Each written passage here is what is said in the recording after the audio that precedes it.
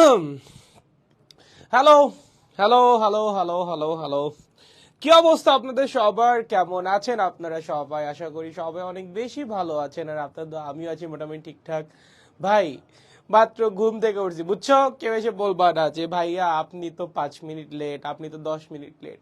তোমাদের জন্য ঘুম থেকে উঠে ক্লাস নিতে আসছি। এর চেয়ে বড় স্যাক্রিফাইস বা এর চেয়ে বড় বিসর্জন মানব জীবনে আর কিছু হওয়া সম্ভব না। ঘুম বাদ দিয়ে একজন মানুষ যখন ক্লাস নিতে আসে তখন বোঝা লাগবে যে সেই মানুষ জীবনের সর্বোচ্চ কষ্টের কাজ করে ফেলছে। ওকে, সো যারা ক্লাসে জয়েন করছেন একটু আমাকে জানান যে আপনারা আমার কথা ঠিকঠাক শুনতে পাচ্ছেন কিনা, আমাকে দেখতে পাচ্ছেন কিনা, এন্ড আপনারা কে কোন জায়গা থেকে জয়েন করলেন এটাও আমাকে একটু জানাই দেন। ঠিক আছে, আমি নিজে একবার চেক করি। হ্যালো, আচ্ছা আচ্ছা ঠিক আছে।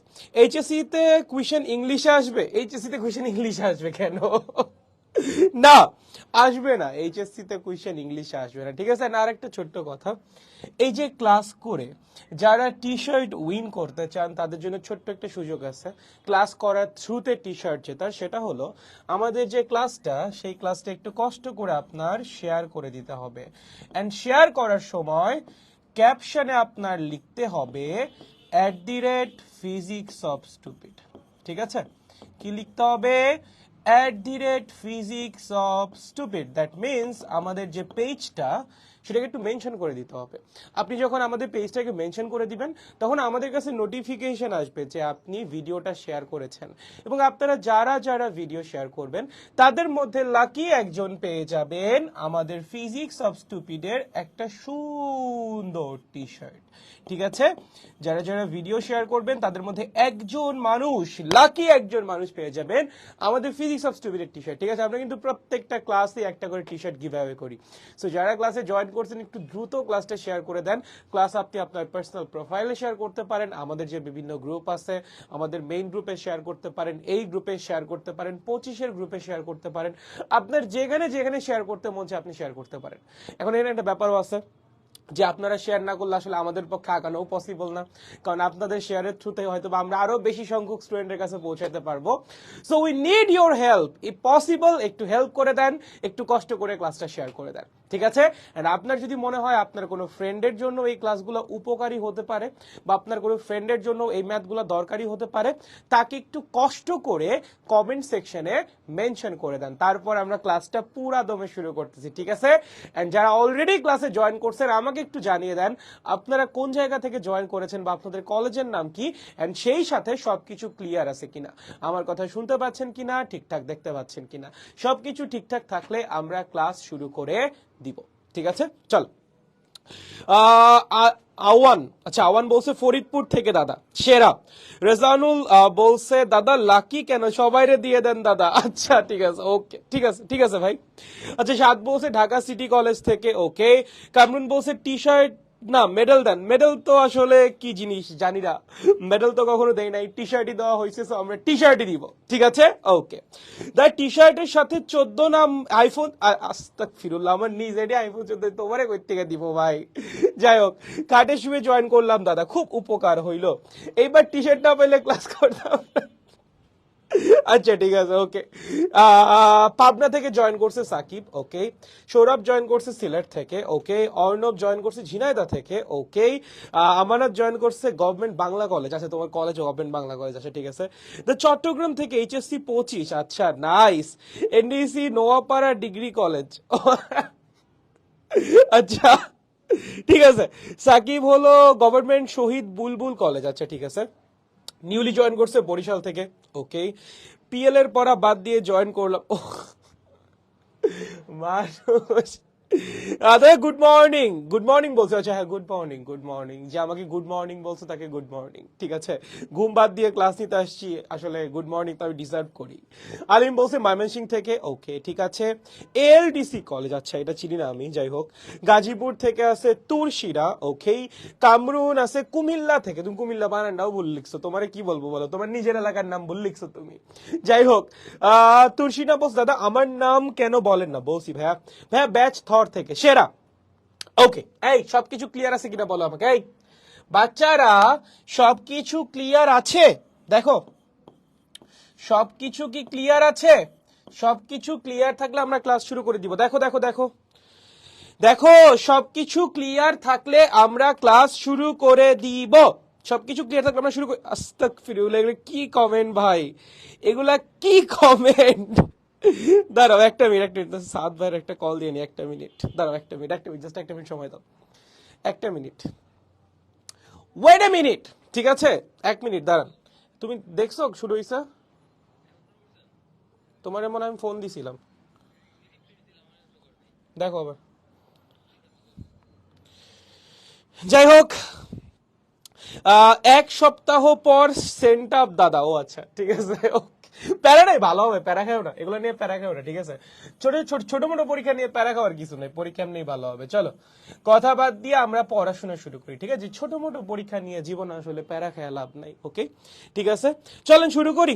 আহারে এগুলা কি কি কমেন্ট করতেছে বাচ্চাগুলো, এই বাচ্চাগুলাকে নিয়ে তো আমি হতাশ, এই বাচ্চাগুলাকে নিয়ে তো আমি হতাশ। আচ্ছা, প্রথম কথা, আমরা ম্যাথ শুরু করছি 2 নাম্বার থেকে, ঠিক আছে ভাই? 1 নাম্বার থেকে কেন শুরু করতেছেন না? 1 নাম্বার থেকে শুরু করলে কি সমস্যা? কারণ 1 নাম্বার ম্যাথটা দিয়ে যদি আমি শুরু করি, এখনই তোমার মাথাটা ঘুরে যাবে, ঠিক আছে? আমি চাচ্ছি তোমার মাথাটা একটু পরে ঘুরাক, ওকে? 1 নাম্বার ম্যাথটা আসলে হালকা হালকা একটু, বেশি না, হালকা একটু কমপ্লেক্স, সো এটা আমরা একটু পরে কথা বলতে চাই, ওকে? আমরা প্রথমে 2 নাম্বার দিয়ে শুরু করি, নাম্বার দিয়ে আলোচনা করবো, ঠিক আছে? ওকে, আমরা 2 নাম্বার দিয়ে শুরু করি, চলেন 1 নাম্বারে পরে আসতেছি। এগুলা সোজা, দেখো এগুলো কঠিন না, এই যে 2 নাম্বার 3 নাম্বার এগুলো সোজা আছে। পরও দেখো কি বলছে, P is traveling along the vector A is এত, তার মানে P যাচ্ছে এই বরাবর, ঠিক আছে? P একটা ভেক্টর যে কিনা কি মানে P একটা পার্টিকেল, সরি P একটা পার্টিকেল যে কিনা এই ভেক্টর বরাবর মুভ করতেছে। Q is moving along the vector B, B আর একটা পার্টিকেল, সরি Q আর একটা পার্টিকেল যে কিনা B ভেক্টর বরাবর মুভ করতেছে, এবং R is moving along the vector C is equals to এত, দ্যাট মিন্স আর আরেকটা পার্টিকেল যে কিনা এই ভেক্টর বরাবর মুভ করতেছে। এখন তিনটা ভেক্টরের মধ্যে কলিশন হইছে, কলিশন হওয়ার পর P, তিনটা ভেক্টর না, তিনটা পার্টিকেলের মধ্যে কলিশন হইছে, কলিশন হওয়ার পর P কোন বরাবর গেছে? A ক্রস B বরাবর, এবং Q কোন বরাবর গেছে? B ক্রস C বরাবর। তোমাকে প্রশ্ন করছে then the angle between the direction of P and Q after collision, মানে যে P এক দিক বরাবর গেল, Q আর এক দিক বরাবর গেল, এই দুজনের মধ্যবর্তী কোণ কত? খুব ইজি, P Q R নামের তিনটা পার্টিকেল আপনার কাছে আছে, ঠিক আছে? P যাচ্ছে কোন বরাবর? A বরাবর। Q যাচ্ছে কোন বরাবর? B বরাবর। R যাচ্ছে কোন বরাবর? C বরাবর, ঠিক আছে? এরা তিনজন ইন্ডিভিজুয়ালি মুভ করতেছিল। একজন ধরো এই বরাবর যাচ্ছে P, ওকে? P অ্যাকচুয়ালি ভেক্টর না, P একটা পার্টিকেল, আমি বারবার উল্টা লিখতেছি, ওকে? P যাচ্ছে এই বরাবর, কিউ আর একটা পার্টিকেল যে কিনা যাচ্ছে এই বরাবর, এবং আর হলো আর একটা পার্টিকেল যে কিনা যাচ্ছে এই বরাবর। আপনার কাছে তিনটা পার্টিকেল আছে, পি কিউ আর। পি যাচ্ছে এই বরাবর, কিউ যাচ্ছে এই বরাবর, আর যাচ্ছে এই বরাবর।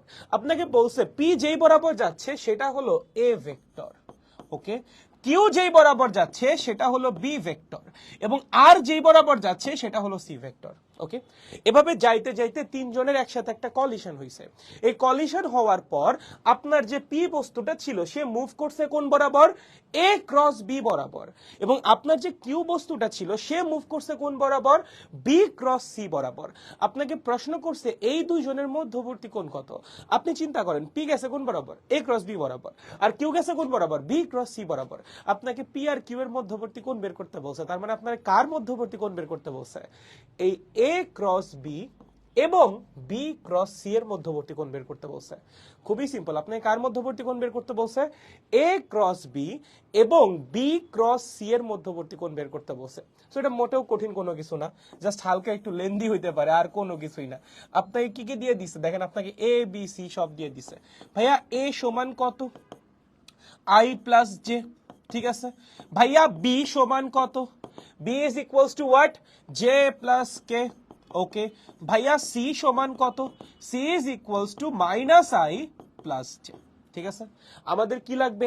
এ ক্রস বি এবং বি ক্রস সি এর মধ্যবর্তী কোণ। তাহলে আমরা একটা কাজ করি, প্রথমে এ ক্রস বিটা বের করি। কি করি? এ ক্রস বিটা বের করি, ওকে? লেখো আই জে কে, ঠিক আছে? এর সহগগুলা কি কি আই জে কে? 1 1 0। বি এর সহগগুলা কি কি? I J K. আই এর সহগ 0, জে এর সহগ 1, কে এর সহগ 1, ঠিক আছে? তাহলে দেখেন তো কি আসে, যদি আমরা একটু ক্রস গুণ করি, আই আসবে, ঠিক আছে? আই আসবে, তারপর মাইনাস জে আসবে, আর আসবে হলো প্লাস কে, ওকে? এই হলো আমাদের এই ক্রস বি, ঠিক আছে, আপনি ক্রস গুণ করেন, ক্রস গুণ করলে এটা চলে আসবে। এই হলো আমাদের কি বের হইলো, এ ক্রস বি। ঠিক আছে, এবার কি বের করতে হবে ভাইয়া, বি ক্রস সি বের করতে হবে। Similar procedure, I J K. ভাইয়া বি এর আই জে কে এর সহগ কত কত, 0 1 1, রাইট? কত কত, 0 1 1। ভাইয়া সি এর আই জে কে এর সহগ কত, -1 1 0। কত, -1 1 0। চলো গুণ করো, কত আসবে, আসবে মাইনাস আই, জে এর বেলায় আসবে কত, প্লাস জে মাইনাস জে, এখানে আসবে মাইনাস জে। মাইনাস জে আসবে কি 0, সরি সরি, দাঁড়াও দাঁড়াও দাঁড়াও, জে যদি রাখি তাহলে মাইনাস, হ্যাঁ মাইনাস জেই তো আসে, মাইনাস জে আসবে। ওকে, আর এখানে আসবে কি মাইনাস না প্লাস কে আসবে।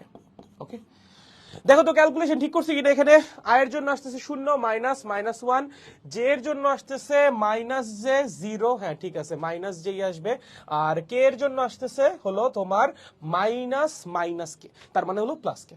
ওকে, সো আমাদের এ ক্রস বি বের হয়ে গেছে এন্ড বি ক্রস সি বের হয়ে গেছে। আপনারা একটু ঠিকঠাক ক্যালকুলেশন করেন, আমি মানে আশা করতেছি ঠিক লিখছি, তো আপনারা একটাবার খালি চেক করেন। ঠিক আছে, আমাদের এ ক্রস বি ভেক্টরও বের হয়ে গেছে, বি ক্রস সি ভেক্টরও বের হয়ে গেছে। এখন আমাদের কাজ কি, আমাদের কাজ হলো এ ক্রস বি ভেক্টর এবং বি ক্রস সি ভেক্টরের মধ্যবর্তী কোণ বের করা।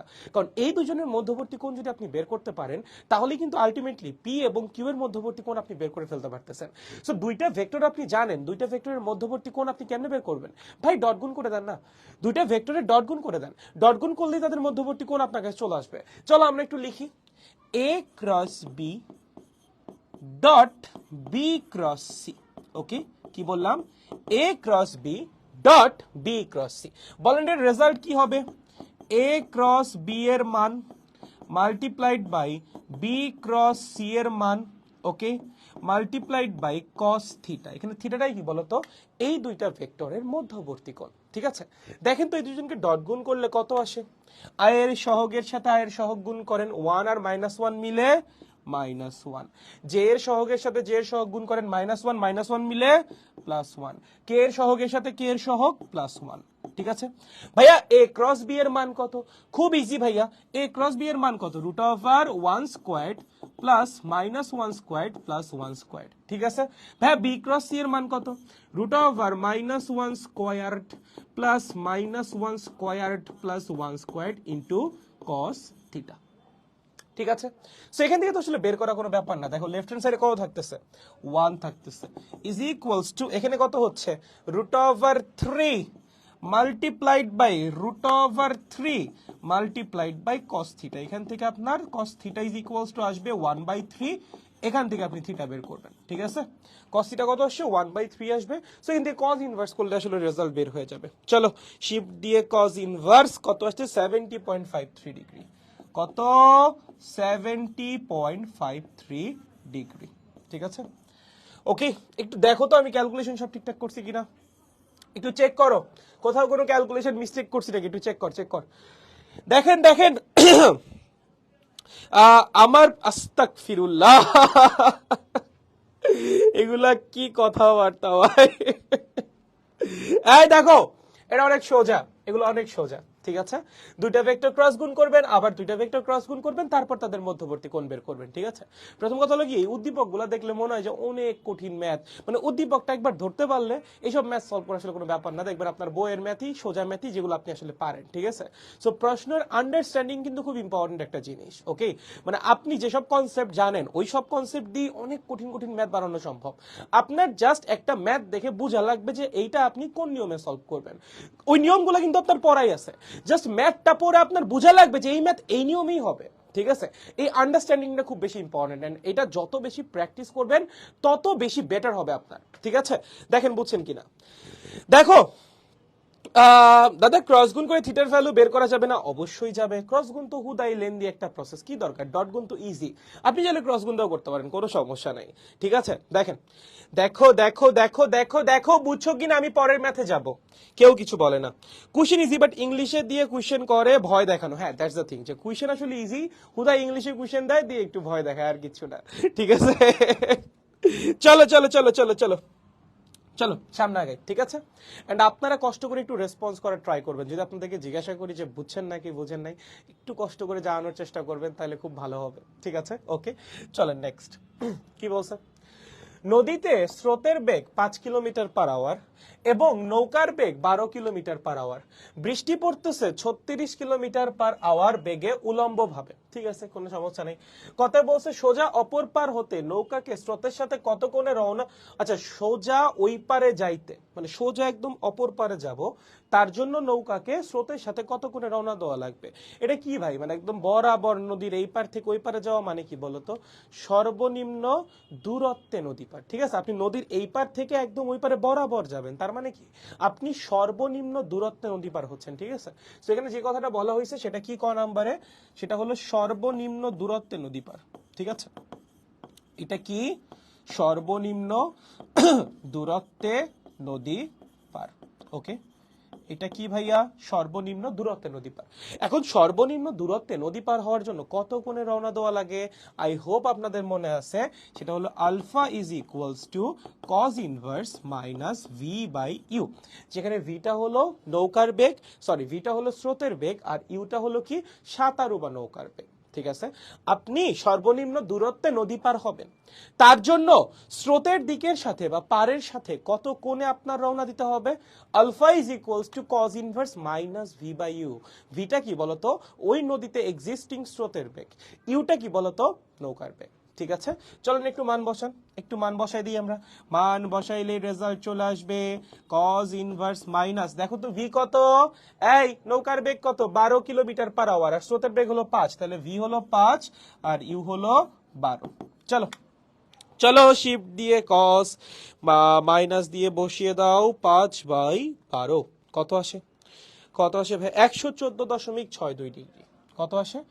114.62 ডিগ্রি। ঠিক আছে, তাহলে কত কোণে রওনা দিতে হবে? 114.62 ডিগ্রি কোণে রওনা দেওয়া লাগবে। ওকে, প্রথমটা তো আসলে খুব ইজি, এটা নিয়ে মাথা ঘামানোর কিছু নেই, নর্মাল সূত্র দিয়ে সলভ। ওকে, কত কি বলছে? বৃষ্টি হতে বাঁচতে নৌকায় বসা একজন লোককে স্রোতের অনুকূলে এবং স্রোতের প্রতিকূলে উলম্বের সাথে কত কোণে ছাতা ধরতে হবে। আচ্ছা, এইটা হলো একটু বুঝার মতো ম্যাথ। ঠিক আছে, ম্যাথটা খুবই সোজা, জাস্ট একটা একটু বোঝা লাগবে। আপনি চিন্তা করেন, এই হলো আপনার নদী। ঠিক আছে, এই হলো আপনার নদী। ওকে, আপনার নৌকা আছে এইখানে, এখানে আছে আপনার নৌকা, কথার কথা। এখন নৌকা স্রোতের দিকেও যাইতে পারে, স্রোতের বিপরীত দিকেও যাইতে পারে, সে নদীর এই পার থেকে ওই পারে যে কোনো দিকেই যাইতে পারে, তাই না? নৌকাই নদীর মধ্যে এই দিকেও যাইতে পারে, এই দিকেও যাইতে পারে, এই দিকেও যাইতে পারে, এই দিকেও যাইতে পারে, এই দিকেও যেতে পারে। নৌকা যে কোনো দিকেই যাইতে পারে নদীর মধ্যে।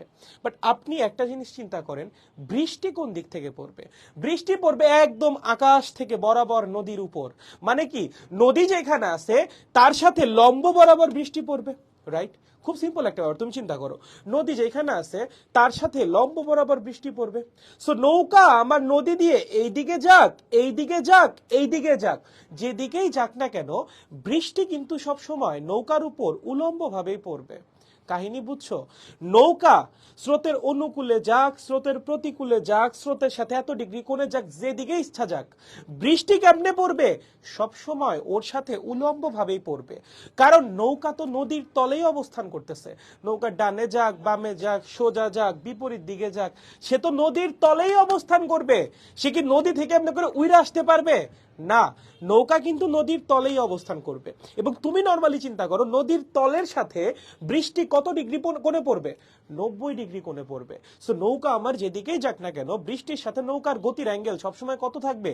Always 90 degree. ঠিক আছে, নৌকা যেদিকেই যাক না কেন, বৃষ্টির সাথে নৌকার গতির যে অ্যাঙ্গেলটা সেটা কত হবে? অলওয়েজ 90 ডিগ্রি হবে। ঠিক আছে, এটা আপনার বোঝা লাগবে। তাহলে আমরা খ নাম্বারে যেটা প্রথমেই বুঝলাম সেটা হলো, নৌকা আমাদের যেদিকেই যাক না কেন, নৌকার সাথে বা নৌকার গতির সাথে লিখতে পারো আরো প্রিসাইসলি, নৌকার গতির সাথে, ঠিক আছে, বৃষ্টির যে কোণ, বৃষ্টির অ্যাঙ্গেল কত হবে? বৃষ্টির অ্যাঙ্গেল বা বৃষ্টির বেগের যে অ্যাঙ্গেল সেটা 90 ডিগ্রি হবে। বৃষ্টির অ্যাঙ্গেল কত হবে? 90 ডিগ্রি হবে। ওকে, ঠিক আছে। এখন দেখেন, অনুকূল আর প্রতিকূলের মধ্যে পার্থক্য কোথায় হবে ভাইয়া? তাহলে নৌকার বেগে পার্থক্য হবে। নৌকা যখন স্রোতের অনুকূলে যাবে তখন তার বেগ একরকম হবে, নৌকা যখন স্রোতের প্রতিকূলে যাবে তখন তার বেগ একরকম হবে। বাট দুই ক্ষেত্রের তোমার যে বৃষ্টি আর নৌকার বেগের মধ্যবর্তী যে কোণ সেটা কিন্তু সেম থাকবে। অনুকূলে গেলেও নৌকার সাথে বৃষ্টি 90 ডিগ্রি কোণে পড়বে, প্রতিকূলে গেলেও নৌকার সাথে বৃষ্টি 90 ডিগ্রি কোণেই পড়বে। কারণ অনুকূলে যাক আর প্রতিকূলে যাক, নৌকা তো নদীর পৃষ্ঠের উপরেই থাকতেছে বা নদীর সারফেসের উপরেই থাকতেছে। বৃষ্টি নদীর সারফেসের সাথে কত কোণে পড়তেছে? 90 ডিগ্রি কোণে। সো নৌকা অনুকূলে যাক প্রতিকূলে যাক যেটাই হোক না কেন, নৌকার বেগের সাথে বৃষ্টির বেগের অ্যাঙ্গেল কত হবে? অবশ্যই 60 ডিগ্রি হবে। ঠিক আছে, তাহলে প্রথমে আসি অনুকূলের ক্ষেত্রে। প্রথমে আসি কিসের ক্ষেত্রে? অনুকূলের ক্ষেত্রে। ঠিক আছে, দেখেন নৌকা যখন অনুকূলে যাবে তখন নৌকার লব্ধি বেগ কত হবে? আপনি চিন্তা করেন, নৌকা অনুকূলে যাবে মানে কি? মানে স্রোত যেদিকে যাচ্ছে নৌকা সেই দিকেই যাবে।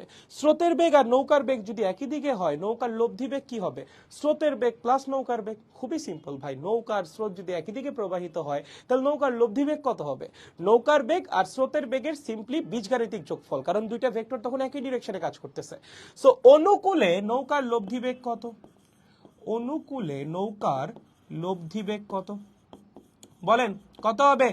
দেখেন নৌকার বেগ কত দেওয়া আছে? 12, স্রোতের বেগ কত? 5। তাহলে নৌকা এবং স্রোত যদি একই দিকে যায় তাহলে লব্ধি বেগ কত হবে? 17 কিলোমিটার পার আওয়ার। ঠিক আছে, বৃষ্টি পড়তেছে কত বেগে ভাই? 36 কিলোমিটার পার আওয়ার বেগে। এখন তাহলে আপনি চিন্তা করেন, একটা নৌকা ধরেন এই, ঠিক আছে, এই ধরেন একটা নৌকা, এই ধরেন একটা নৌকা, ঠিক আছে, সে কোন দিকে যাচ্ছে? ধরেন এইদিকে যাচ্ছে, এইদিকে যাচ্ছে। কত বেগে যাচ্ছে? 17 কিলোমিটার পার আওয়ার বেগে যাচ্ছে। কত বেগে যাচ্ছে? 17 কিলোমিটার পার আওয়ার বেগে যাচ্ছে। উপর থেকে বৃষ্টি পড়তেছে কত বেগে ভাইয়া?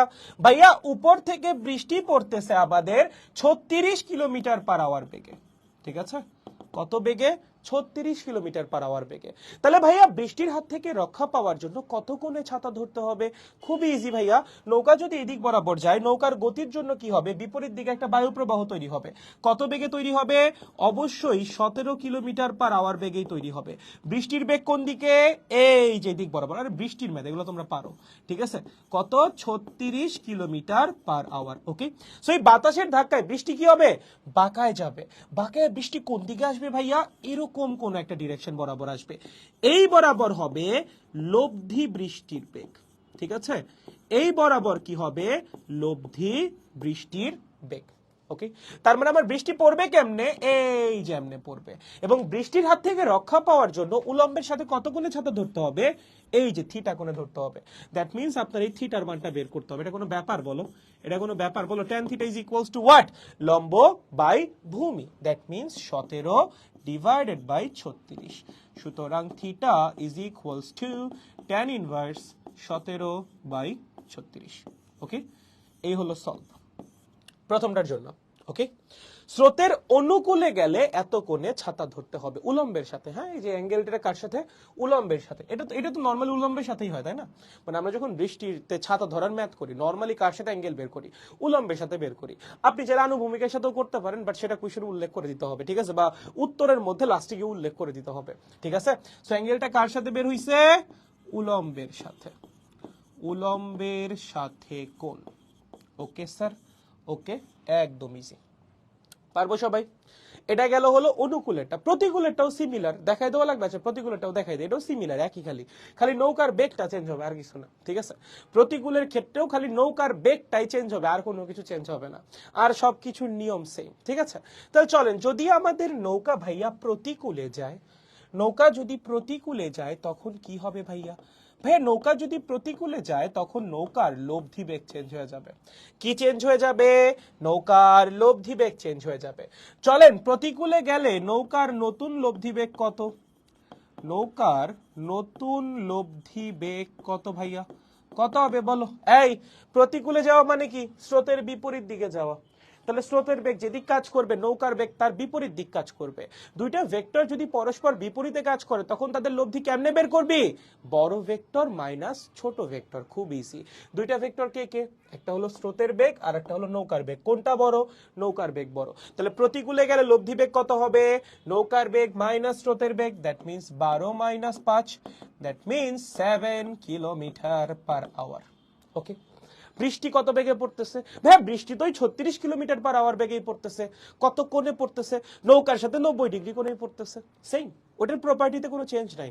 চেঞ্জ শুধুমাত্র নৌকার লব্ধি বেগে, আর কিছুই না। ঠিক আছে, তাহলে এই ধরেন আমাদের নদী, ওকে, নদীতে আছে একটি সুন্দর নৌকা, চলো এই হলো আমাদের একটা সুন্দর নৌকা, ওকে, ঠিক আছে, ওকে, ওকে ভাই নৌকার বেগ কত, এই যে ভাইয়া 7 কিলোমিটার পার আওয়ার, কত 7 কিলোমিটার পার আওয়ার। ভাই বৃষ্টি পড়তেছে কত বেগে, ভাইয়া উপর থেকে মাত্র 36 কিলোমিটার পার আওয়ার বেগে, কত বেগে 36 কিলোমিটার পার আওয়ার বেগে।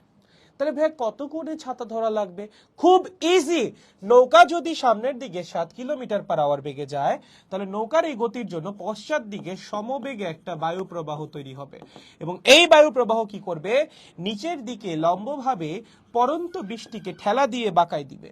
কোন দিকে বাঁকাই দিবে, বোঝাই যাচ্ছে, বৃষ্টি পড়তেছিল এমনি বাতাস এসে ঠেলা দিছে এই দিক থেকে, বৃষ্টি বাঁকাবে কোন দিকে ভাইয়া, এই দিকে বাঁকাবে। এইটা হলো আমাদের লব্ধি বৃষ্টির বেগ, ঠিক আছে, এটা কি, এটা হলো লব্ধি বৃষ্টির বেগ। তার মানে বাতাসের ধাক্কা খেয়ে বা নৌকা চলাচলের জন্য উলম্বভাবে পড়ন্ত বৃষ্টি কিভাবে পড়া শুরু করবে, এভাবে একটা সার্টেন অ্যাঙ্গেলে পড়া শুরু করবে, এই যে এইভাবে, ঠিক আছে, এবং এই অ্যাঙ্গেলটাই আমার বের করতে হবে, কারণ আমার এত কোণেই ছাতাটা ধরতে হবে। আপনি চিন্তা করেন বৃষ্টি পড়তেছে, আপনি ছাতা ধরলে হবে না, এত কোণেই ছাতাটাকে বাঁকায় ধরতে হবে, তাহলে বৃষ্টি আপনার গায়ে লাগবে না, ঠিক আছে, বুঝতে পারছেন। সো আমাদের থিটাটা বের করতে হবে যে কত কোণে ছাতাটা ধরবো, খুবই ইজি ভাইয়া, কেমনে বের করবো, লেখো ট্যান থিটা, লেখো লেখো লেখো, tan theta is equals to what, লম্ব বাই ভূমি, লম্ব ভূমি কত 7 ডিভাইডেড বাই 36, তাহলে থিটা হবে tan ইনভার্স 7/36, ওকে, ক্যালকুলেট করলে কত আসে ভাইয়া, কত আসে 7, আহারে ইস, যাই হোক সরি এটা কি আসলো, হ্যাঁ 7 ডিভাইডেড বাই 36 শিফট দিয়ে 10, অ্যান্সার কত আসছে 11 ডিগ্রি, কত আসে 11 ডিগ্রি, ওকে। দেখো দেখো এই হলো অনুকূল আর প্রতিকূলের কাহিনী, ওকে, অনুকূলে গেলে কি হবে আর প্রতিকূলে গেলে কি হবে, দেখো বুঝছো কিনা, হ্যাঁ হইছে 11 পয়েন্ট সামথিং ডিগ্রি, ঠিক আছে, গুড গুড গুড, হইছে হইছে সেরা। বৃষ্টি আর তার অবস্থা সেম, কখন আসে কখন যায় কেউই জানে না, আচ্ছা ঠিক আছে, খুবই হাস্যকর, যাই হোক, এই দেখো বুঝছো কিনা, এই বুঝছি কিনা, আগে ভাইয়ার কথার উত্তর দাও, এগুলা বুঝছিস কিনা এটা আগে বল, বুঝলে তারপর সামনে আগানো যাবে, না বুঝলে তো সামনে আগাইতে পারতেছি না, আগে বলো বুঝছো কিনা, তারপর অন্য যা মন চাই তোমার বলো। তো রিভারের ভেলোসিটি বোটের থেকে বেশি হলে কিভাবে করব ওইটা দেখান প্লিজ, মানে যদি ভেলোসিটি বেশি হয় তখন তোমার বোট রিভারের ভেলোসিটির দিকে যাবে, মানে স্রোত যেদিকে যাবে সেই দিকে যাবে, সমস্যা কি, একই তো, ঠিক আছে। ভাই যদি ন্যাচারাল বাতাস থাকে তাহলে ক্যালকুলেশন কেমনে করব, একটা এক্সট্রা বাতাস অ্যাড হবে, ওকে, এগুলো তো আসলে একাডেমিকের জিনিসপাতি, এন্ড তোমার যদি এগুলো নিয়ে কনফিউশন থাকে তুমি আমার ভেক্টরের প্লেলিস্ট দেখতে পারো, ওইখানে এইসব জিনিসপাতি করানো আছে, ঠিক আছে, ওইখানে বৃষ্টির ম্যাচ যেগুলো ওটা দেখতে পারো, ওইখানে সব জিনিসপাতি করানো আছে, যে এক্সটার্নাল বাতাস থাকলে কি হবে, এক্সটার্নাল বাতাস অ্যাঙ্গেলে থাকলে কি হবে, এগুলো সব করানো আছে, ওগুলো দেখো, ওগুলো দেখলেই বুঝতে পারবা, ঠিক আছে। রাফি বলছে বুঝছি দাদা সেরা, আলিম বলছে আন্ডারস্ট্যান্ড সেরা, রাহাত বলছে ক্লিয়ার সেরা, গালিব বলছে মাথায় নষ্ট সেরা, সাদিক বলছে সেরা দাদা বুঝছি, রশিদ বলছে দাদা এই ক্লাসগুলো কি ইউটিউবে থাকবে, অবশ্যই থাকবে, ইউটিউবে প্রত্যেকটা ক্লাস আপলোড হবে এখানকার, ঠিক আছে, ওকে। এক নাম্বারটা সলভ করাবো, অবশ্যই করাবো, লাস্টে করাবো, ঠিক আছে, চলেন, হইছে এটা বুঝছি, নেক্সট দেখো কি বলছে, কি বলছে, যদি দুইটা একক ভেক্টরের লব্ধি আরো একটা একক ভেক্টরই হয়, কি বলছে, দুইটা একক ভেক্টরের লব্ধি আবার একটা একক ভেক্টর, তোমাকে বলছে তাহলে তাদের অন্তরের মান কত, অন্তর মানে কি বিয়োগ ফলের মান কত, ঠিক আছে, দুইটা একক ভেক্টর আছে তাদের লব্ধি আবার আরেকটা একক ভেক্টর, যদি এরকম হয় তাহলে ওই দুইটা ভেক্টরের বা প্রথম যে দুইটা একক ভেক্টর সেই দুইটা একক ভেক্টরের বিয়োগ ফলের মান কত, ঠিক আছে। তাহলে ধরেন আমাদের কাছে দুইটা ভেক্টর আছে, একটা হলো এ, এইটা একটা একক ভেক্টর, এটা কি একটা একক ভেক্টর, আরেকটা আছে বি, ঠিক আছে, এইটাও একটা একক ভেক্টর, ঠিক আছে, এটাও কি একটা একক ভেক্টর, আর ধরেন এ আর বি কে যদি আমি যোগ করি তাহলে নতুন একটা ভেক্টর পাই যেটা হলো লব্ধি ভেক্টর আর, ওকে, এ আর বি কে যোগ করলে তুমি কি পাবা, এ আর বি এর লব্ধি পাবা বা যোগফল পাবা, তোমাকে বলছে এইটাও না একটা একক ভেক্টর, এইটাও কি একটা একক ভেক্টর, তোমাকে বলছে যে দুইটা একক ভেক্টরকে যোগ করা হয়েছে এবং যোগ করে নতুন আর একটা একক ভেক্টরই পাওয়া গেছে, তাহলে এ একটা একক ভেক্টর ধরলাম, বি আর একটা একক ভেক্টর ধরলাম, এই দুজনকে যোগ করলাম, যোগ করে আর পাইলাম, এটাও কি বলতো এইটাও একটা একক ভেক্টর।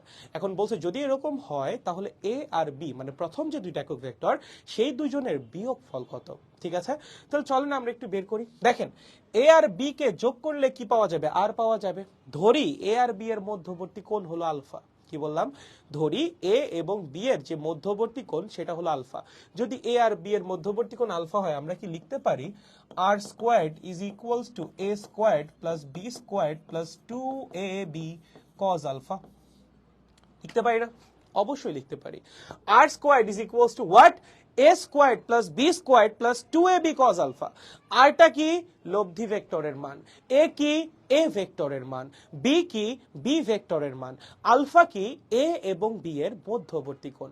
আমাদের ওই অ্যাঙ্গেলটাই বের করা লাগবে। এ আর বি এর মধ্যবর্তী কোণটাই আমাদের বের করতে হবে। ঠিক আছে, দেখো তো আর এর মান কত হবে।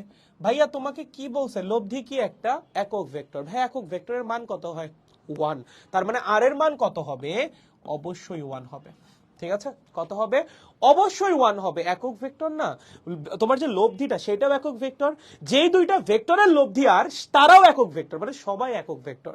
তার মানে আর এর মানও 1, এর মানও কত 1, একক ভেক্টর।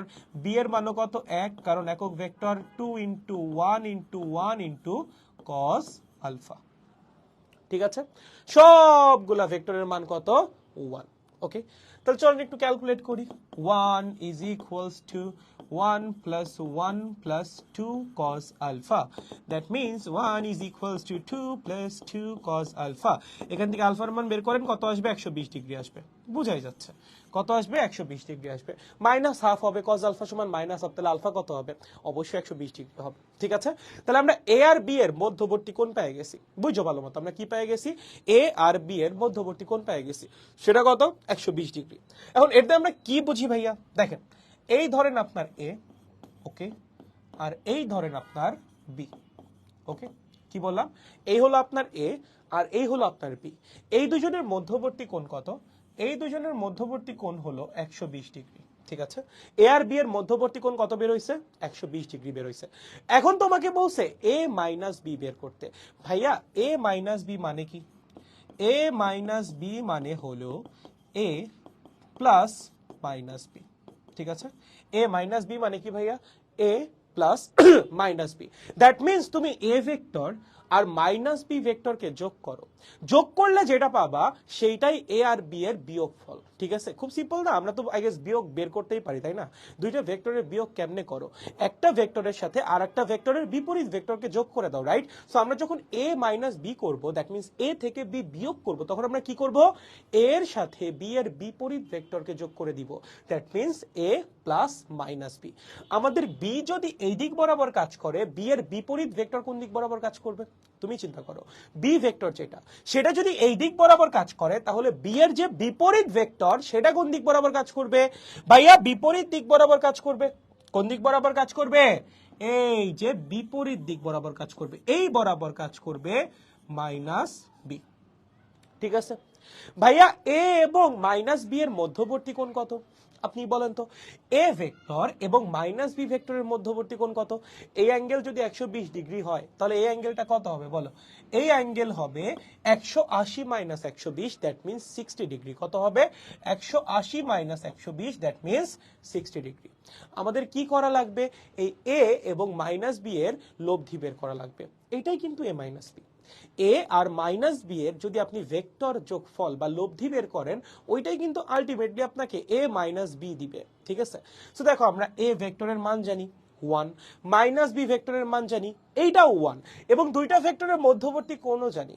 দুইটা ভেক্টরের মান তুমি জানো, দুইটা ভেক্টরের মধ্যবর্তী কোণ তুমি জানো, সেই দুইটা ভেক্টরের লব্ধি বের করতে পারবা না, অবশ্যই বের করতে পারবা। তাহলে বলো তো লব্ধির মান কত হবে, ভাইয়া এ মাইনাস বি যে লব্ধি তার মান কত হবে, রুট ওভার এ এর মানের স্কোয়ার্ড মানে 1 স্কোয়ার্ড প্লাস মাইনাস বি এর মানের স্কোয়ার্ড তার মানে 1 স্কোয়ার্ড, 2 × 1 × 1 ইন্টু কস দুইটা ভেক্টরের মধ্যবর্তী কোণ। কোন দুইটা ভেক্টরের, এ এবং মাইনাস বি। ভাইয়া এ আর মাইনাস বি এর মধ্যবর্তী কোণ কত, 60 ডিগ্রি। তাহলে আলফার মান কত হবে, 60 ডিগ্রি হবে। ঠিক আছে, চলেন ক্যালকুলেট করেন। রুট ওভার 2 প্লাস 2 × cos 60 মানে half, that means root over 3। Okay, কত আসবে, রুট ওভার 3। এটা হলো এই বিয়োগ ফলের মান। এখন বিয়োগফলে একটা ডিরেকশনও আছে। সো ডিরেকশন বের করা আসলে প্যারা না, আপনি যে কারোর সাথে ডিরেকশন বের করতে পারেন, এ এর সাথেও করতে পারেন, বি এর সাথেও করতে পারেন, দুই ক্ষেত্রে ডিরেকশন কত আসবে, 30 ডিগ্রি আসবে। কেন? কারণ ভাই দুইটা ভেক্টরের মান সমান, এ আর বি এর মান সমান না, এ এর মানও 1, বি এর মানও 1, দুইটা ভেক্টরের মান যদি সমান হয় লব্ধি কোন বরাবর যাবে ভাই, মাঝ বরাবর যাবে। সো এটার জন্য আসলে ম্যাথ করার দরকার নাই, এমনিই বলা যায় দুইটা ভেক্টরের কি মান সমান, তাই না? এ এর মানও তো 1 এবং বি এর মানও কত 1, তাহলে দুইটা ভেক্টরের যদি মান সমান হয় লব্ধি কোন বরাবর যাবে ভাই, একদম মাঝ বরাবর যাবে। তার মানে এই যে লব্ধিটা তার অ্যাঙ্গেল কত হবে এখানে, 30 ডিগ্রি। ঠিক আছে, বুঝছেন? তাহলে লব্ধির কোণ কত হবে, থিটা হবে 30 ডিগ্রি। যেহেতু দুইটা ভেক্টরের মান সমান, লব্ধি কোন বরাবর যাবে, একদম মাঝ বরাবর যাবে। ঠিক আছে, দেখো বুঝছো কিনা, দেখো দেখো দেখো দেখেন বুঝছেন কিনা। হ্যাঁ, মাছ মারবো সকালে বউ নাই দাদার কপালে, এটা তুমি কি লিখছো? মানে বুঝলাম না, তোমার মাছ মারার সাথে আমার বউ থাকা না থাকার কি সম্পর্ক ভাই? এভাবে বদদোয়া দিও না ভাই। যাই হোক, এগুলা কি কথাবার্তা ভাই রে ভাই। দাদা আপনি অনেক মজার লোক, থ্যাংক ইউ থ্যাংক ইউ। একক ভেক্টরের মান 1, এ এর মান 1, বি এর মান 1, আর ইজ ইকুয়ালস টু 1 + 1 2 হবে না দাদা? না, আর ইজ ইকুয়ালস টু 1 + 1 2 কেন হবে? তোমার কি বলছে, দুইটা একক ভেক্টরের লব্ধিও একটা একক ভেক্টর। লব্ধি মানে কি, দুইটা ভেক্টরের যোগফল, তাই না? সো দুইটা ভেক্টরকে যোগ করে আপনি আর পাইছেন, আপনাকে বলেই দিছে এই লব্ধিটাও একটা একক ভেক্টর, তার মানে কি এটার মান কত, 1। ওকে, মানে এভাবে যোগ করলে হবে না, ভেক্টর তো এভাবে বীজগাণিতিক যোগ করা যায় না, জ্যামিতিক উপায়ে করা লাগে। ওকে, বুঝছি ভাই। এইচএসসি 25 সেরা, তামিম সেরা সেরা। রাফি বলছে বুঝছি দাদা, গুড। রাহাত বলছে বুঝছি দাদা, গুড। নাজাদ বলছে ইগনোর করলাম না কারণ বুয়েটে যেতে হবে, সেরা।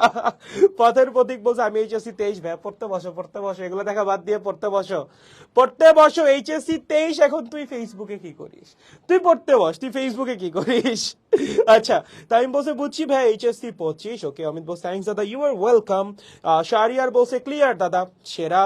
শাহ বলছে দাদা শর্টেস্ট ডিস্টেন্সে শিপের ম্যাথটা করান প্লিজ। ভাই আজকের স্লাইডে এই ম্যাথ নাই, পরের স্লাইডে ইনক্লুড করা হবে। ঠিক আছে দাদা, 1 হবে না, কোথায় 1 হবে ভাইয়া, কোথায় 1 হবে, কোথায়, এখানে কোথায় 1 হবে বলেন তো? ঠিকই আছে মনে হয়, বোধহয় ঠিকই আছে, যদি ভুল না করে থাকি ক্যালকুলেশনে, ঠিকই আছে বোধহয়। ঠিক আছে, আরেকটা বার চেক করেন আপনি। হয়েছে, আমরা পরের ম্যাথে যাই, পরের ম্যাথ, সময় নষ্ট না করি, চলেন নেক্সট ম্যাথ। কি বলছে, এমন একটি ভেক্টর নির্ণয় করো যার মান 5 একক এবং এক্স অক্ষের সাথে এত কোণ করে আছে আর ওয়াই অক্ষের সাথে এত কোণ করে আছে। ঠিক আছে, আমাদেরকে একটা ভেক্টর বের করতে বলছে যার মান কত, 5 একক। ওই ভেক্টরটা এক্স অক্ষের সাথে কত কোণ করে আছে, 48.19 ডিগ্রি কোণ করে আছে। ঠিক আছে, ওয়াই অক্ষের সাথে কত কোণ করে আছে, 48.33 ডিগ্রি কোণ করে আছে। তোমাকে সেই ভেক্টরটা নির্ণয় করতে বলছে। ঠিক আছে, চলো একটু দেখি কেমনে বের করব। একটু কার্তেশিয়ান স্থানাঙ্কটা আঁকি, চলো চলো চলো চলো, একটু আমাদের পরিচিত কার্তেশিয়ান স্থানাঙ্কটা আঁকি। ওকে ওকে ওকে, এই হলো এক্স, এই হলো ওয়াই, এই হলো জেড। ঠিক আছে, ধরেন এই হলো আমার সেই ভেক্টর, হ্যাঁ এটা হলো আমার সেই ভেক্টর। এটা ত্রিমাত্রিক, আপনার কাছে দেখে দ্বিমাত্রিক মনে হতে পারে, বাট এই জিনিসটা অ্যাকচুয়ালি কি বলেন তো, ত্রিমাত্রিক। ঠিক আছে, এখন এই যে ভেক্টরটা আছে, এই ভেক্টরটা এক্স অক্ষের সাথে কত কোণ উৎপন্ন করছে, 84.19 ডিগ্রি। বুঝছেন, সে এক্স অক্ষের সাথে কত কোণ উৎপন্ন করছে, 48.19 ডিগ্রি। ধরলাম এই ভেক্টরটা হলো আর, কি ধরলাম, এই ভেক্টরটা কত, আর, আর ভেক্টর। ঠিক আছে, আর ভেক্টর যদি এক্স অক্ষের সাথে এত কোণ উৎপন্ন করে 48.19 ডিগ্রি, আবারও বলতেছি, আর মানের একটা ভেক্টর যদি এক্স অক্ষের সাথে 48.19 ডিগ্রি কোণ উৎপন্ন করে, তাহলে এক্স অক্ষ বরাবর এই ভেক্টরের উপাংশ কত হবে, আর cos 48.19। খুবই সিম্পল, আর মানের একটা ভেক্টর যদি এক্স অক্ষের সাথে 48.19 ডিগ্রি একটা কোণ তৈরি করে, তাহলে এক্স অক্ষ বরাবর ওই আর ভেক্টরের উপাংশ কত হবে, খুবই সিম্পল, আর cos থিটা, তাই না? সো আর cos 48.19। ওকে, এটা কি হবে, এক্স অক্ষ বরাবর আর ভেক্টরের উপাংশ। ওকে, আর ভেক্টর ওয়াই অক্ষের সাথে কত কোণ উৎপন্ন করছে, 48.33। যদি আর ভেক্টর ওয়াই অক্ষের সাথে 48.33 ডিগ্রি কোণ উৎপন্ন করে, তাহলে ওয়াই অক্ষ বরাবর আর ভেক্টরের উপাংশ কত হবে ভাইয়া, ভাইয়া আর cos 48.33। ওকে, সো আমরা এক্স অক্ষ বরাবর আর ভেক্টরের রূপাংশ পেয়ে গেছি, ওয়াই অক্ষ বরাবর আর ভেক্টরের রূপাংশ পেয়ে গেছি, কোনো সমস্যা নাই। ভাইয়া জেড অক্ষ বরাবর আর ভেক্টরের রূপাংশ কত হবে? ভাইয়া জেড অক্ষ বরাবর তো আসলে আর ভেক্টরের অ্যাঙ্গেল দেওয়া নাই, মানে জেড অক্ষের সাথে আর ভেক্টরের অ্যাঙ্গেল দেওয়া আছে? দেওয়া নাই। ধরলাম জেড অক্ষের সাথে আর ভেক্টরটা একটা কোণ উৎপন্ন করবে, সেটা হলো থিটা, ঠিক আছে? বা আপনি আলফা বিটা গামা যে কোনো কিছুই ধরতে পারেন, ঠিক আছে? ধরেন জেড অক্ষের সাথে আর ভেক্টরটা যে কোণ উৎপন্ন করবে সেটা ধরেন আপনি থিটা। তাহলে বলেন তো জেড অক্ষ বরাবর আর রূপাংশ কত হবে? আর কস থিটা, ঠিক আছে? ওকে, ভালো মতো বুঝছো। এক্স অক্ষ বরাবর আর এর রূপাংশ কত? আর কস 48.19। ওয়াই অক্ষ বরাবর আর এর রূপাংশ কত? আর কস 48.33। জেড অক্ষের সাথে আর এর অ্যাঙ্গেল দেওয়া নাই, ধরলাম সেটা থিটা, তাহলে জেড অক্ষ বরাবর আর এর রূপাংশ কত হবে? আর কস থিটা। তাহলে একটু ভালো মতো খেয়াল করো তো, আর কে আমরা কিভাবে প্রকাশ করতে পারি? আর ভেক্টরটাকে আমরা কিভাবে প্রকাশ করতে পারি? দেখো আর ভেক্টরটাকে কিভাবে লেখা যায়। R vector is equals to R cos 48.19i plus R cos 48.33j 48.33j plus R cos theta K, ঠিক আছে? এটা কি? এক্স অক্ষ বরাবর আর এর রূপাংশ। এক্স অক্ষ বরাবর রূপাংশকে আপনি ভেক্টর দিয়ে কিভাবে প্রকাশ করবেন? তার পাশে আই লিখে, রাইট? এটা কি? ওয়াই অক্ষ বরাবর আর এর রূপাংশ, সেটাকে কিভাবে ভেক্টরে প্রকাশ করবেন? সাইডে জে লিখে, কারণ এটা বুঝা, জে লিখলেই বোঝা যাচ্ছে যে এই উপাংশটা কোন বরাবর? ওয়াই অক্ষ বরাবর। ফাইনালি আমার যে জেড অক্ষ, সেই জেড অক্ষ বরাবর এটার রূপাংশ কত? আর কস থিটা। সেটা কিভাবে প্রকাশ করবেন? আর কস থিটা কে, ঠিক আছে? একদম সিম্পল। সো এটা হলো আমাদের আর ভেক্টরের, কি বলবো এটাকে, আয়তাকার ভেক্টরের মাধ্যমে আর ভেক্টরের রিপ্রেজেন্টেশন, মানে ভেক্টর প্রকাশ। আয়তাকার ভেক্টরের মাধ্যমে আর ভেক্টরকে প্রকাশ করলাম আমরা, ঠিক আছে? সো আর ভেক্টর প্রকাশ করা হয়ে গেছে। এখন আপনারা কি বলছে, আর ভেক্টরের মান কত? 5 একক। তার মানে আর এর মান কত? 5 একক, ঠিক আছে? আর এর মান কত হবে? 5 একক। আমরা কি লিখতে পারি আর এর মানের squared is equals to R cos 48.19, sorry আমার হাতের লেখা খুব বাজে হয়ে যাচ্ছে, 48.19 তার উপর স্কোয়ার্ড প্লাস আর কস 48.33 তার উপর স্কোয়ার্ড, ইস রে ইস, হ্যাঁ ঠিক আছে, প্লাস আর কস থিটা তার উপর স্কোয়ার্ড। ভাইয়া যে কোনো একটা ভেক্টরের মান সমান কি বলেন তো? একটা ভেক্টরকে ধরেন আপনি আয়ত একক ভেক্টর দ্বারা প্রকাশ করছেন, R is equals to X I plus Y J plus Z K. ভাইয়া আর এর মান কত হবে? আর এর মান হবে রুট ওভার আই এর সহগের স্কোয়ার প্লাস জে এর সহগের স্কোয়ার প্লাস কে এর সহগের স্কোয়ার। তাহলে ভাইয়া আর এর স্কোয়ারের মান কত হবে? আর এর স্কোয়ার হবে সিম্পলি আই এর সহগের স্কোয়ার প্লাস জে এর সহগের স্কোয়ার প্লাস কে এর সহগের স্কোয়ার। এটাই এখানে লিখছি, যে কোনো একটা ভেক্টরের মানের স্কোয়ার ইজ ইকুয়ালস টু তার আই এর সহগের স্কোয়ার প্লাস জে এর সহগের স্কোয়ার প্লাস কে এর সহগের স্কোয়ার। খুবই সিম্পল। সো এখান থেকে দেখো আর স্কোয়ার বাদ চলে যাবে, এই পাশে আর স্কোয়ার কমন যায় আর এই পাশে আর স্কোয়ার আছে, দুই পাশ থেকে আর স্কোয়ার কাটাকাটি চলে যাবে, থাকবে কি 1 is equals two cos squared 48.19 plus cos squared 48.33 plus cos squared theta, ঠিক আছে? ওকে, আর স্কোয়ার দুই পাশ থেকে বাদ চলে যাবে ভাইয়া। এই পাশ থেকে দেখো প্রত্যেকটা টার্মের মধ্যে আর স্কোয়ার আছে, তুমি কমন নাও, তারপর দুই পাশে কাটাকাটি করো, থাকবে কি 1 is equals two cos squared 48.19 plus cos squared 48.33 plus cos squared theta. আপনার কাজ কি? ওই থিটাটা বের করা। কেন ভাইয়া? আসতেছি, কেন সেখানে আসতেছি, বাট আপনার আপাতত কাজ হলো থিটা বের করা। চলেন থিটা কেমনে বের করবো, ক্যালকুলেশন করলেই তো হয়ে যাবে ভাইয়া। চলো cos থিটার মান বের করো, এই cos থিটার মান বের করো, চলো চলো চলো চলো চলো 1 মাইনাস cos কত, এটা cos কত 48.19 তার উপর স্কোয়ার্ড মাইনাস cos কত আবার cos 48.33 তার উপর স্কোয়ার্ড, ঠিক আছে? এটাকে রুট করেন, রুট করলে কত আসতেছে 0.3369, ওকে 3369। এখান থেকে যদি আমরা থিটা বের করি, থিটা কত আসতেছে, এই শিফট দিয়ে cos ইনভার্স করো, কত আসে 70.3 ডিগ্রি, কত আসে 70.3 ডিগ্রি, ওকে ঠিক আছে? থিটা বের হয়ে গেছে, মানে আর ভেক্টরটা জেড অক্ষের সাথে কত কোণ উৎপন্ন করছে সেটা আমরা বের করে ফেললাম। এটা কি? এটা হলো জেড অক্ষের সাথে আর ভেক্টরের কোণ, জেড অক্ষের সাথে আর ভেক্টরের কোণ, ঠিক আছে? আর ভেক্টরের কোণ, ওকে ওকে ভাই, এটা কেন বের করলাম, কেন বের করলাম তুমি একটু খেয়াল করো। তোমার কি নির্ণয় করা লাগবে? আর ভেক্টরটা নির্ণয় করা লাগবে। তুমি একটু আবার আর ভেক্টরের দিকে তাকাও। তুমি শুধুমাত্র থিটা বাদে সবকিছুর মান জানো। আর এর মান কত? 5। বাকি সব মান তুমি জানো, শুধুমাত্র থিটাটাই জানো না। যখন তুমি থিটার মানটা এখানে বসাই দিবা, তখন কিন্তু তোমার পুরো আর ভেক্টরটাই বের হয়ে যাবে। তাহলে বলো তো আমাদের পুরো আর ভেক্টরটা কি হবে ভাইয়া? এখন কিন্তু আর ভেক্টর বের হয়ে গেছে, সেটা কত হবে? 5 cos 48.19i plus 5 cos 48.33j plus 5 cos, ভাই থিটা কত বের হইছে? এই যে 70.3 কে, ঠিক আছে?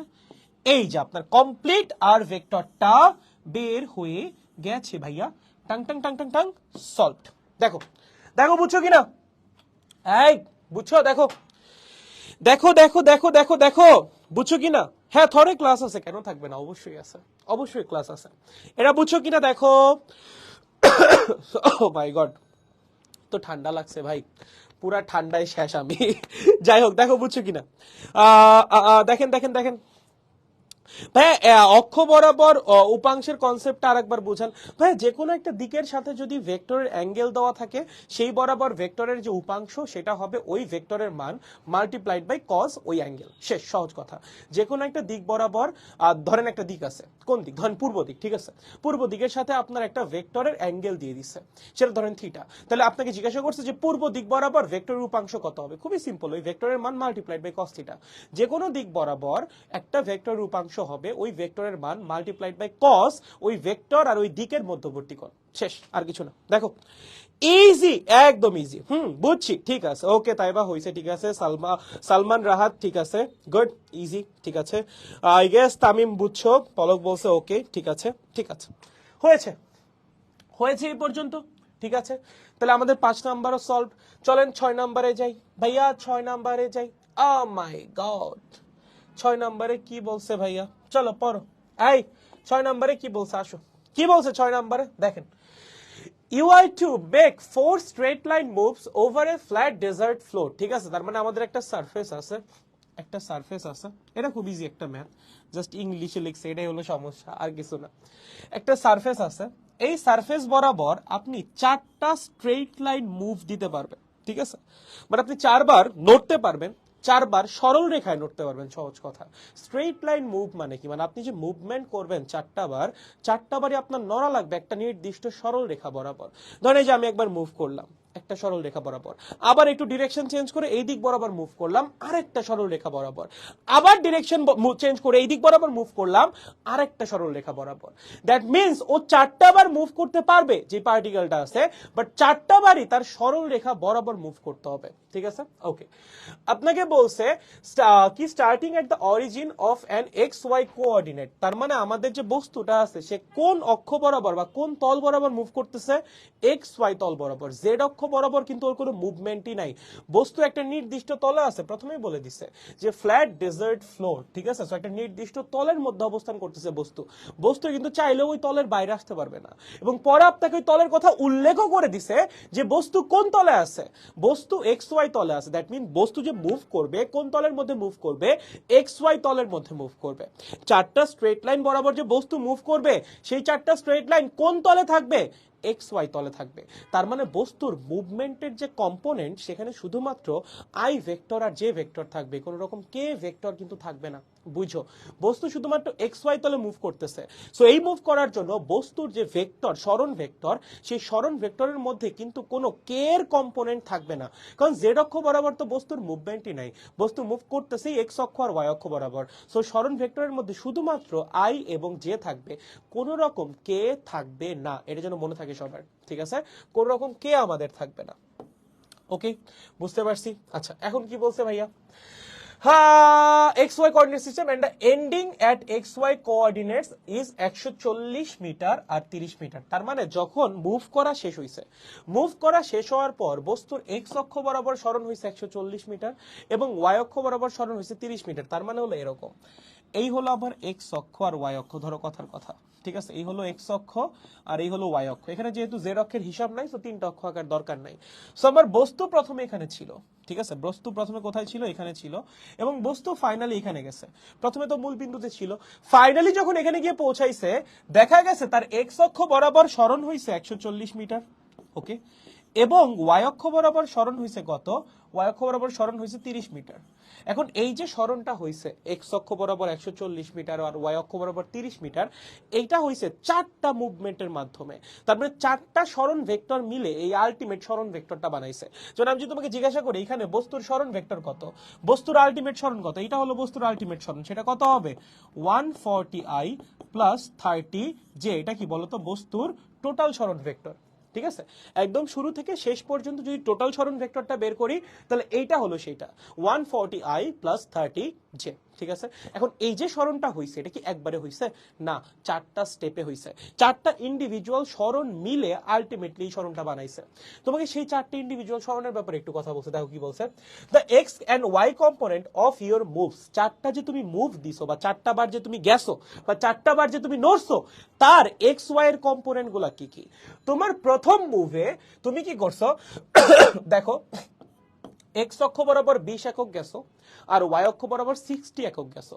তাহলে প্রথম যে সরণটা আমি বলতে পারি, প্রথম সরণটা হবে 20i প্লাস 60j, ঠিক আছে? প্রথম যে মুভটা, ফার্স্টের যে মুভটা, সেখানে কি হয়েছে?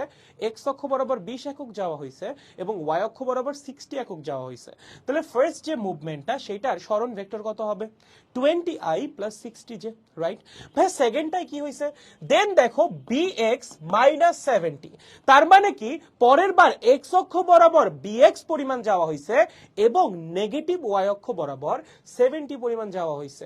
ওয়াই অক্ষ বরাবর মাইনাস 70 যাওয়া মানে কি নেগেটিভ ওয়াই অক্ষ বরাবর 70 পরিমাণ যাওয়া। তার মানে সেকেন্ড যে মুভটা, সেই সেকেন্ড মুভের সরণ ভেক্টর কি হবে? bxi মাইনাস 70j, ওকে? তাহলে থার্ড মুভের সরণ ভেক্টর কত হবে? দেখো থার্ড মুভের ব্যাপারে বলছে মাইনাস 20 আর cy, তাহলে থার্ড মুভ যেটা, সেটা সরণ ভেক্টর কত হবে? Minus 20i plus cyj। এবং ফাইনালি আমাদের যে ফোর্থ মুভটা, সেই ফোর্থ মুভের সরণ ভেক্টর কত হবে? দেখেন আপনারা কি বলছে, দেন ফাইনাল সরণ হয়েছে মাইনাস 60 এবং মাইনাস 70। তার মানে ফোর্থ যেই মুভটা, সেই ফোর্থ মুভে এক্স অক্ষ বরাবর, অ্যাকচুয়ালি নেগেটিভ এক্স অক্ষ বরাবর আমরা 60 মিটার গেছি এবং দেন নেগেটিভ ওয়াই অক্ষ বরাবর 70 মিটার গেছি, ঠিক আছে? তাহলে ফাইনাল সরণ ভেক্টরটা কত হবে? মাইনাস 60i, ওকে, মাইনাস 70j, ওকে? আপনাকে কি বলছে? আপনাকে বলছে bx এবং cy বের করতে। কি বের করতে বলছে? bx এবং cy বের করতে। কেমনে বের করবেন? ভাই bx এবং cy কেমনে বের করবেন? আচ্ছা ভাই, আমাকে একটা কথা বলো, এই যে বস্তুর চারটা ইন্ডিভিজুয়াল সরণ হইলো, এই চারটা ইন্ডিভিজুয়াল সরণ মিলেই কি বস্তুর এই টোটাল সরণটা হবে না? তুমি বলো, এই যে বস্তুর চারটা ইন্ডিভিজুয়াল সরণ হইলো, এই চারটা ইন্ডিভিজুয়াল সরণের যোগ ফলে কি এই টোটাল সরণ না? সেটাই কিন্তু। তাহলে আমরা কি লিখতে পারি? ভাইয়া s is equals to s1 plus s2 plus s3 plus s4, ঠিক আছে? এই চারটা সরণ ভেক্টরের ভেক্টর যোগফল করলেই আমরা কি পাবো? টোটাল সরণ পাবো। এই চারটা সরণ ভেক্টরের ভেক্টর যোগফল করলে আমরা কি পাবো? টোটাল সরণ পাবো, ঠিক আছে? তাহলে দেখেন তো এই চারটাকে যোগ করলে কি আসবে? আয়ের সহগগুলা কি কি? 20, bx মাইনাস 20 মাইনাস 60, তার মানে আয়ের সহগ আসতেছে 20 plus bx minus 20 minus 60i, ঠিক আছে? ভাইয়া জে এর সহগ কি আসবে? 60 মাইনাস 70 cy আর মাইনাস 70, ঠিক আছে? 60 minus 70 plus cy minus 70j, ঠিক আছে? এটা ক্যালকুলেট করলে কত আসবে বলো? ভাইয়া ভাইয়া বলেন তো, bx মাইনাস 60i প্লাস এখানে কত আসতেছে? 60 মাইনাস 140, তাই না? তার মানে মাইনাস 80, তাহলে cy মাইনাস 80j, ওকে? সো এইটা হলো আমাদের টোটাল সরণ ভেক্টর। ভাই টোটাল সরণ ভেক্টর তো আমরা আগে থেকেই জানি, হ্যাঁ? তাহলে সেটার মান একটু বসাই দাও, চিন্তা করো। টোটাল সরণ ভেক্টর তুমি প্রথমেই জানো, টোটাল সরণ ভেক্টর কত? 140i plus 30j। এটা সমান কত আসছে? এইটা সমান আসছে ভাইয়া bx minus 60i, bx minus 60i plus cy minus 80j plus what? CY minus 80J। ওকে, এবার দুই পাশের আয়ের সহগ আর জে এর সহগকে কম্পেয়ার করেন। বাম পাশ আর ডান পাশের আয়ের সহগ এবং জে এর সহগকে কম্পেয়ার করেন। এখানকার আয়ের সহগ কত 140, এখানকার আয়ের সহগ কত bx মাইনাস 60। দুইটা যদি পরস্পর সমান হইতে চায়, দুইটা ভেক্টর যদি পরস্পর সমান হইতে চায়, অবশ্যই তাদের আয়ের সহগ, জে এর সহগ, কে এর সহগ এগুলা সমান হইতে হবে, আদারওয়াইজ দুইটা ভেক্টর কখনোই সমান হবে না। সো যেহেতু এইটার এটা সমান, তার মানে বাম পাশেরটার আয়ের সহগ আর ডান পাশেরটার আয়ের সহগ কি হবে? সেম হবে। তাহলে আমরা কি বলতে পারি? 140 is equals to bx minus 60. That means ভাইয়া bx is equals to 200। ঠিক আছে, bx এর মান বের হয়ে গেছে। bx is equals to what? 200। Similarly or J এর সহগ ওর জে এর সহগের সমান, তার মানে 30 is equals to cy minus 80। 30 is equals to what? 30 is equals to cy minus 80। cy minus 80 এখান থেকে আসবে cy is equals to 110। ওকে, কত আসবে? 110। ঠিক আছে, সো দেখো আমাদের bx ও বের হয়ে গেছে, cy ও বের হয়ে গেছে। ফাইনালি তোমায় কি বলছে? What are the magnitude and the angle of the overall displacement. এই যে এটা হলো আমাদের ওভারঅল ডিসপ্লেসমেন্ট। ঠিক আছে, আমাদেরকে এটার ম্যাগনিটিউড এবং অ্যাঙ্গেল বের করতে বলছে। এটা তো খুব সোজা, তোমার অ্যাঙ্গেল ধরো এইটা, ম্যাগনিটিউড কত হবে বুঝাই যাচ্ছে। এই এই এই ওভারঅল যে ভেক্টর সেটার ম্যাগনিটিউড কত হবে? দেখো এটা হলো আমাদের 1 নাম্বার ম্যাথ, এটা হলো আমাদের 2 নাম্বার ম্যাথ। ভাই 3 নাম্বারের অ্যান্সার কত হবে? ওভারঅল ভেক্টরের ম্যাগনিটিউড কত বলো? ওভারঅল যে সরণটা হইলো সেটার ম্যাগনিটিউড কত হবে? রুট ওভার আই এর সহগের স্কোয়ার প্লাস জে এর সহগের square. That means root over 140 square plus 30 square. ঠিক আছে, ওকে। সো এইটা হলো আমাদের ওভারঅল যে ডিসপ্লেসমেন্ট বা ওভারঅল যে সরণ সেটার ম্যাগনিটিউড বা মান। ওকে, আপনাকে এটার অ্যাঙ্গেলও বের করতে বলছে। That means you have to find out the theta. তুমি চাইলে ওয়াই অক্ষের সাথে অ্যাঙ্গেল বের করতে পারো, কমপ্লিটলি আপ টু ইউ, তোমার ইচ্ছে। সো আমরা প্রথমে 4 নাম্বারটায় যাই, আমরা এই অ্যাঙ্গেলটাই বের করি। বলেন কত হবে? Theta will be tan inverse y by x। দেখো তো y অক্ষ বরাবর কম্পোনেন্ট কত? 30, আর x অক্ষ বরাবর কম্পোনেন্ট হলো 140। That means tan inverse 30 by 140। Calculate করে যেটা রেজাল্ট আসবে সেটাই আপনার থিটার মান। ঠিক আছে, দেখেন 4টা প্রশ্নে সলভ হয়ে গেছে। bx এর মান বের হয়ে গেছে, cy এর মান বের হয়ে গেছে, টোটাল সরণের মান বের হয়ে গেছে, টোটাল সরণের অ্যাঙ্গেলও বের হয়ে গেছে, সব সলভ। ঠিক আছে, চলেন তুলে ফেলেন বাচ্চারা, তুলে ফেলো।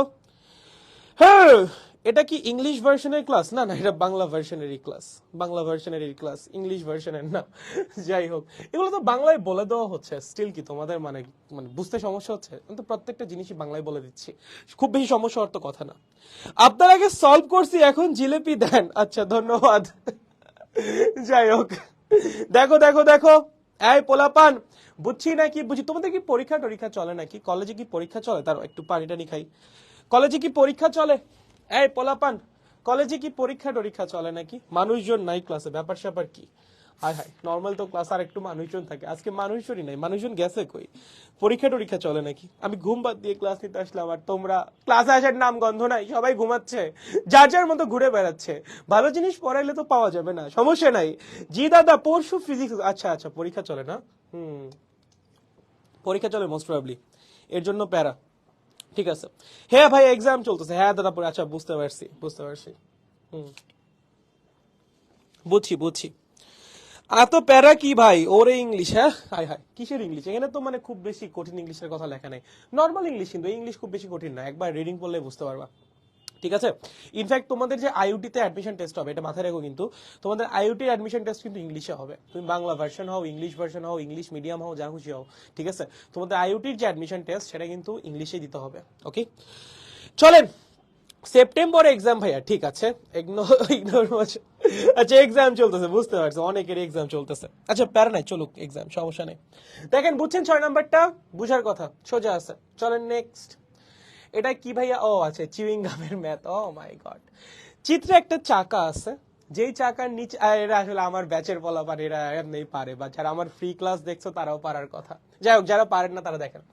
চিত্রের চাকাটিকে 270 ডিগ্রি ঘোরানো হয়েছে। ঠিক আছে, যদি ঘোরানো হয় তাহলে যে চাকার নিচে যে চিউইং গামটা আছে সেই চিউইং গামের সরণ কত হবে সেটা আপনার বের করতে হবে। দেখেন এখানে সবচেয়ে মজার ব্যাপার যেটা, আপনার চাকা যখন ঘুরবে চাকা কিন্তু সামনে আগাবে, এমন না যে চাকা এখানেই ঘুরতে থাকবে। এই যে দেখছো এবার আবার একটা ডিরেকশন দেওয়া আছে, তার মানে কি চাকা ঘুরতেছে প্লাস চাকা সামনে আগাচ্ছে। ঠিক আছে, এটা এটা কিন্তু একটা পিভিএস ম্যাথ। ওকে, পিভিএস মানে কি বলতো, প্রমিত ভাই স্পেশাল। ঠিক আছে, প্রমিত ভাইয়ের স্পেশাল ম্যাথ। ওকে, পিভিএসএম। আচ্ছা হ্যাঁ, পিভিএসএম দিই, পিভিএসএম। নতুন নতুন নাম বের হয়ে আসতেছে। এটা কি, এটা একটা পুরাই পিভিএসএম। হ্যাঁ, প্রমিত ভাইয়ের স্পেশাল ম্যাথ। চলো, একটা চাকা আছে, চাকার নিচে কি আছে, চাকার নিচে চিউইং গাম আছে। ঠিক আছে, চাকাটা ঘুরলো, ঘুরলে কি হবে, চুইং গামটা ওইখান থেকে সরে যাবে। চুইং গাম কি আর এখানে থাকবে না, চাকা ঘুরলে চুইং গামও সরে যাবে। ওকে, তোমাকে প্রশ্ন করছে চাকা যদি 210 ডিগ্রি ঘোরে তাহলে চুইং গামের সরণ কত হবে। ঠিক আছে, এইটা আপনার বের করা লাগবে। চলো একটু ধাপে ধাপে বের করি। ধরেন চাকা 210 ডিগ্রি ঘুরে এখানে আসছে। কোথায় আসছে, চাকা ধরেন 210 ডিগ্রি ঘুরে ভাইয়া এখানে আসছে।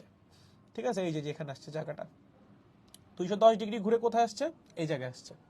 ওকে, আমাদের চাকা 210 ডিগ্রি ঘুরলে সে কি সামনে আগাবে নাকি আগাবে না, অবশ্যই আগাবে, রাইট। চাকা যদি 210 ডিগ্রি ঘুরে বা চাকা যদি একটুও ঘুরে স্টিল তো চাকা সামনে তো আগাবে, অবশ্যই সামনে আগাবে। সো ধরো চাকাটা সামনে আগিয়ে এখান থেকে এখানে আসছে, তাহলে আমাকে একটা কথা বলো তো, চাকা 210 ডিগ্রি ঘুরলে চাকার সরণ কত হবে। দেখেন চাকা ছিল কোথায়, এই যে চাকা ছিল এই বরাবর, চাকা আসছে কোথায়, চাকা আসছে এই বরাবর। এই যে চাকার সরণটা হইলো, এই সরণটা কেন হইলো, এই 210 ডিগ্রি ঘোরার কারণে। ঠিক আছে, চাকা এখানে ছিল, চাকা এখানে গেল। ঠিক আছে, এখান থেকে যে এখানে গেল, কেন গেল, চাকাটা 210 ডিগ্রি ঘুরছে তার জন্য। তার মানে এই যে চাকার মধ্যে যে সরণটা ইন্ট্রোডিউস হইলো, এটা কেন হইলো, চাকা 210 ডিগ্রি ঘোরার কারণে। আমাদের এখন দেখা লাগবে 210 ডিগ্রি ঘোরার কারণে চাকার সরণ কতটুকু হয়। দেখেন, একটা চাকা যদি পুরাপুরি একবার ঘুরে আসে তখন তার পরিধির সমান সরণ হয়। দ্যাট মিনস একটা চাকা যদি 360 ডিগ্রি ঘোরে, মানে পুরো একবার ঘোরা মানে কি 360 ডিগ্রি ঘোরা, রাইট। সো একটা চাকা যদি 360 ডিগ্রি ঘোরে তখন তার সরণ হয় তার পরিধির সমান, দ্যাট মিনস 2πr। ঠিক আছে, তখন তার সরণ কত হয়, তার পরিধির সমান।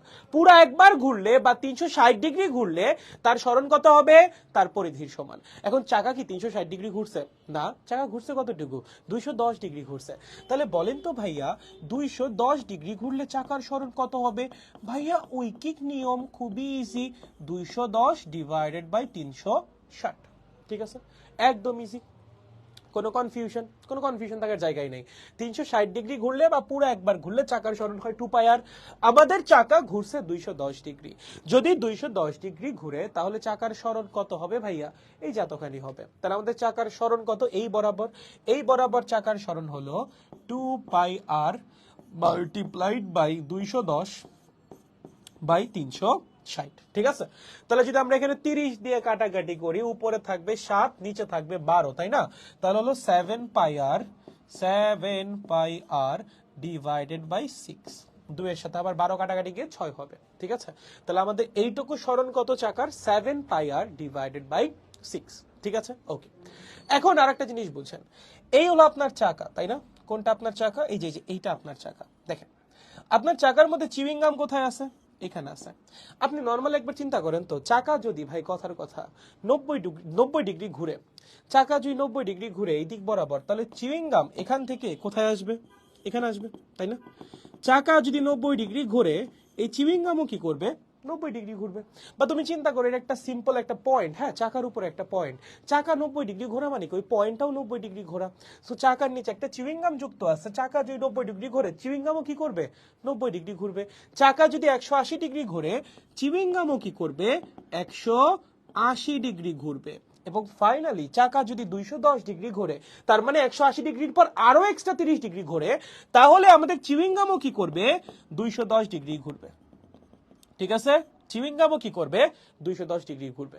চাকা 90 ডিগ্রি ঘুরলে চিউইং গামও 90 ডিগ্রি ঘুরবে, চাকা 180 ডিগ্রি ঘুরলে চিউইং গামও 180 ডিগ্রি ঘুরবে। চাকা যদি 210 ডিগ্রি ঘুরে, চিউইং গামও 210 ডিগ্রি ঘুরবে। তার মানে আমাদের চিউইং গাম এখন আসলে আছে কোথায়, চিউইং গাম কি এইখানে আছে, না। চিউইং গাম কি এইখানে আছে, না। এখানে আছে না, কোথায় আছে? ইনিশিয়াল পয়েন্ট থেকে 210 ডিগ্রি দূরে আছে। দ্যাট মিন্স আমাদের চিউইং গাম আছে এরকম কোন একটা জায়গায়, ধরো এই যে এরকম কোন একটা জায়গায়, ওকে, যেটা হলো আমাদের ইনিশিয়াল পয়েন্ট থেকে 210 ডিগ্রি দূরে, ঠিক আছে? ইনিশিয়াল পয়েন্ট থেকে কতখানি দূরে? 210 ডিগ্রি দূরে। ভাই ইনিশিয়াল পয়েন্ট থেকে যদি 210 ডিগ্রি দূরে হয়, ভাইয়া ইনিশিয়াল পয়েন্ট থেকে যদি এটা 210 ডিগ্রি দূরে হয়, তাহলে আমার একটা কথা বলেন তো, এই অ্যাঙ্গেলটা কত হবে বলো? এই অ্যাঙ্গেলটা কত হবে? এই অ্যাঙ্গেলটা কত হবে বলো? সবার পারা উচিত। এই অ্যাঙ্গেল কত হবে বলো? আমাদের যে চিউইং গাম সেটা ইনিশিয়াল পয়েন্ট থেকে 210 ডিগ্রি দূরে আছে। তোমাকে আমি প্রশ্ন করছি এক্স অক্ষের সাথে বা এক্স অক্ষের সমান্তরাল একটা রেখার সাথে চিউইং গামের অ্যাঙ্গেল কত, এটা বলো। খালি এটা বলতে পারলেই হয়েছে। এই বলো এটা কত হবে? এই অ্যাঙ্গেলটা কত হবে? এই অ্যাঙ্গেলটা বলো পোলাপান, এই অ্যাঙ্গেলটা কত হবে বলো? হ্যাঁ রে সেরা, হ্যাঁ হয়েছে। রাফি বলছে 60, সেরা। আলিম বলছে 60, সেরা। হৃদয় বলছে 90 মাইনাস 3, ঠিক আছে। পলক বলছে 60, সেরা। রাফি বলছে 60, সেরা সেরা, হয়েছে গুড। হ্যাঁ তামিম হয়েছে 60 হবে। তার মানে এই অ্যাঙ্গেলটা কত আমাদের? 60 ডিগ্রি, ঠিক আছে। আমি এখানে লিখলাম এই অ্যাঙ্গেলটা কত? 60 ডিগ্রি, ওকে। আচ্ছা, তাহলে এখন যদি আমি তোমাকে জিজ্ঞাসা করি চিউইং গামের সরণ কত, সেটা কত হবে বলো? চিউইং গামের সরণ, চিউইং গাম ছিল কোথায় ভাই? আমাদের তো চিউইং গামের সরণটাই বের করতে হবে, তাই না? চাকার সরণ বের করে তো লাভ নেই, আমাদের চাইছে চিউইং গামের সরণ। চিউইং গাম ছিল কোথায়? এখানে। চিউইং গাম গেছে কোথায়? এইখানে। তাহলে চিউইং গামের সরণ কোনটা? এই যে এইটা হলো চিউইং গামের সরণ, ওকে। দেখো এই সরণের একটা আনুভূমিক উপাংশ আছে, একটা উলম্ব উপাংশ আছে, তাই না? এই সরণের দুইটা উপাংশ আছে, একটা আনুভূমিক উপাংশ, একটা উলম্ব উপাংশ। ভাই আনুভূমিক উপাংশ কতটুকু? এই যে এতটুকু। এই যে এইটা হলো চিউইং গামের সরণের আনুভূমিক উপাংশ, এস এক্স, ঠিক আছে? এটা কি? চিউইং গামের সরণের আনুভূমিক উপাংশ, এস এক্স।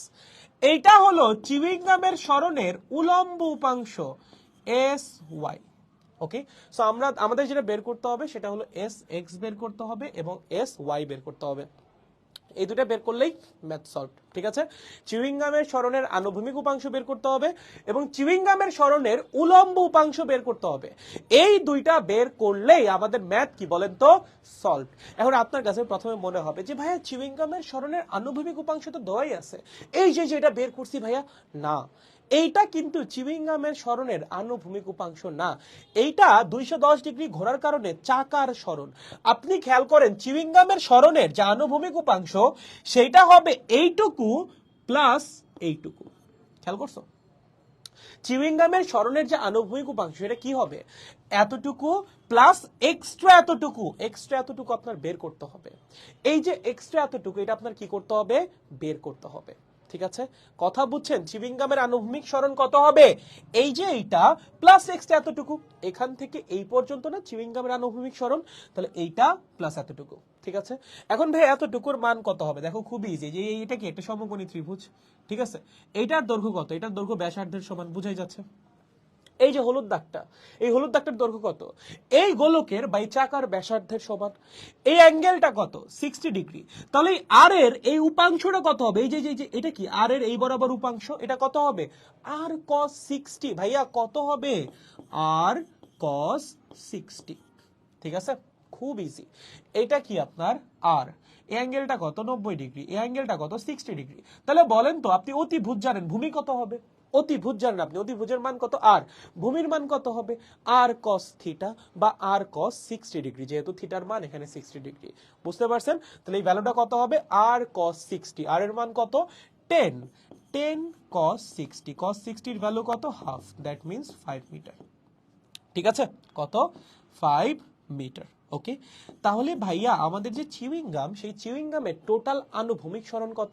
চিউইং গামের টোটাল আনুভূমিক সরণ হলো ভাইয়া 7 পাই আর ডিভাইডেড বাই 6 প্লাস 5 মিটার। ঠিক আছে? আর এর মান 10, এখানে বসাই দিলে এস এক্সটা বের হয়ে যাবে, মানে চিউইং গামের আনুভূমিক সরণটা বের হয়ে গেল। এখন কি লাগবে ভাইয়া? এখন লাগবে চিউইং গামের উলম্ব সরণ। ভাইয়া চিউইং গামের উলম্ব সরণ কত হবে? একটু ভালো মতো খেয়াল করেন। এই যে এটা কি ব্যাসার্ধ না? আর এই যে এতটুকু কি ব্যাসার্ধ আর, ঠিক আছে? চিউইং গামের উলম্ব সরণ কতটুকু? পুরো এতটুকু। পুরো এতটুকু মানে কি বলতো? এতটুকু প্লাস এতটুকু, এতটুকু প্লাস এতটুকু, রাইট? এতটুকুর মান কত ভাইয়া? ব্যাসার্ধের সমান, দ্যাট মিন্স আর এর সমান। তাই না? পুরা এস ওয়াই কে দুইটা ভাগে ভাগ করো, পুরা ওয়াই অক্ষ বরাবর যে সরণ তাকে দুইটা ভাগে ভাগ করো। একটা হলো এখান থেকে এই পর্যন্ত, আর একটা হলো এখান থেকে এই পর্যন্ত। দেখো এখান থেকে এই পর্যন্ত যে ভ্যালুটা সেটা কি ব্যাসার্ধের সমান, আর এর সমান। আর এই যে ভ্যালুটা, এই ভ্যালুটা কার সমান হবে? এই ভ্যালুটা কার সমান হবে? খুবই সিম্পল, আর সাইন 60 সমান হবে। ঠিক আছে, খুবই সিম্পল, কার সমান হবে? আর সাইন 60 সমান হবে।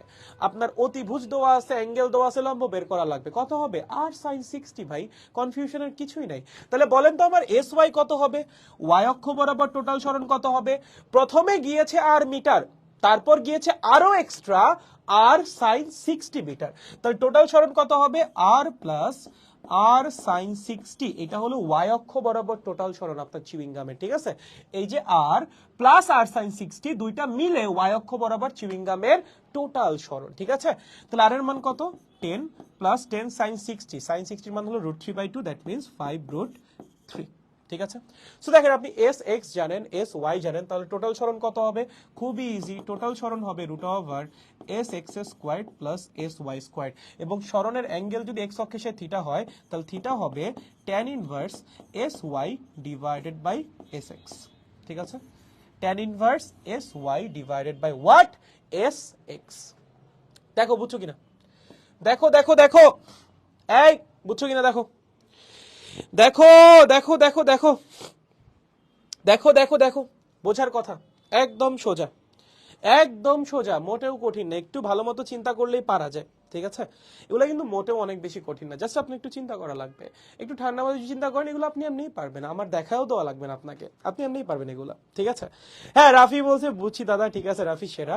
ভাই এটা কোন ব্যাচের ক্লাস? মেইনলি 24-এর জন্য। ঠিক আছে, মেইনলি 24-এর জন্য এটা। ওকে, এটা কি কোনো ভার্সিটি এক্সামের প্রশ্ন? না, এটা লিখে দিছি না পিভিএসএম, প্রমিত ভাইয়ের স্পেশাল ম্যাথ, এটা আবার ভার্সিটি এক্সামের প্রশ্ন কেন হবে? বুঝছি ভাইয়া, ঠিক আছে পলক, ওকে আমানত বলছে জি, ওকে ঠিক আছে। হ্যাঁ পলক, এরকম কিছু একটা হইতে পারে, চেক করো, আমি তো শিওর না, আসলে মান বসায় দেখতে হবে, চেক করো, যেটা আসবে সেটাই। ঠিক আছে, ওকে, ইজি আছে, কঠিন না, পারবো সবাই, সবাই পারবো। ভাইয়া চাকার সরণটা আর একবার। হ্যাঁ, চাকার সরণ তো আসলে খুব ইজি, মানে একটা চাকা যদি 360 ডিগ্রি ঘোরে তখন তার সরণ কত হয়? পরিধির সমান হয়, এটা তো জানো বোধ হয়। একটা চাকা একবার ঘোরা মানে কি? তার পরিধির সমান রৈখিক সরণ হবে।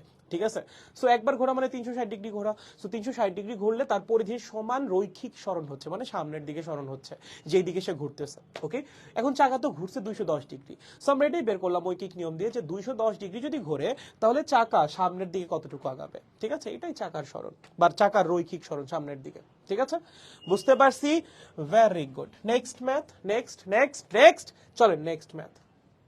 কি বলছে? ও আচ্ছা, এটা দেখো দেখো দেখো দেখো দেখো, এখানে কি বলছে? তোমাকে বলছে কোনো একদিন এক্স এর মান হলো 50, ওয়াই এর মান হলো 200, জেড এর মান হলো -700। ঠিক আছে, এটা কোথায়? এটা বাংলাদেশ বর্ডারে। হ্যাঁ, এটা এখানে লেখা উচিত ছিল, এখানে কেন লেখা? I don't know, typist. X এর মান 500, ওয়াই এর মান 200, আর জেড এর মান কত? -700। ঠিক আছে, জেড এর মান কত? -700। কোনো একদিন বাংলাদেশ বর্ডারে এক্স এর মান, মানে এক্স একটা ভ্যারিয়েবল, তার মান কত? 500, ওয়াই এর মান কত? 200, এবং জেড এর মান কত? 700। ঠিক আছে, বাংলাদেশ বর্ডারের এই পারে কে আছে?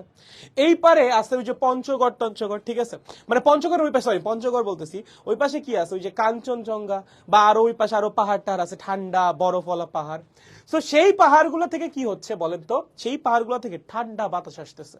ঠিক আছে, এই পাশে আমাদের বাংলাদেশ, ওকে, আর বাংলাদেশের এই পাশ থেকে কি হচ্ছে? ঠান্ডা বাতাস বাংলাদেশের দিকে আসতেছে।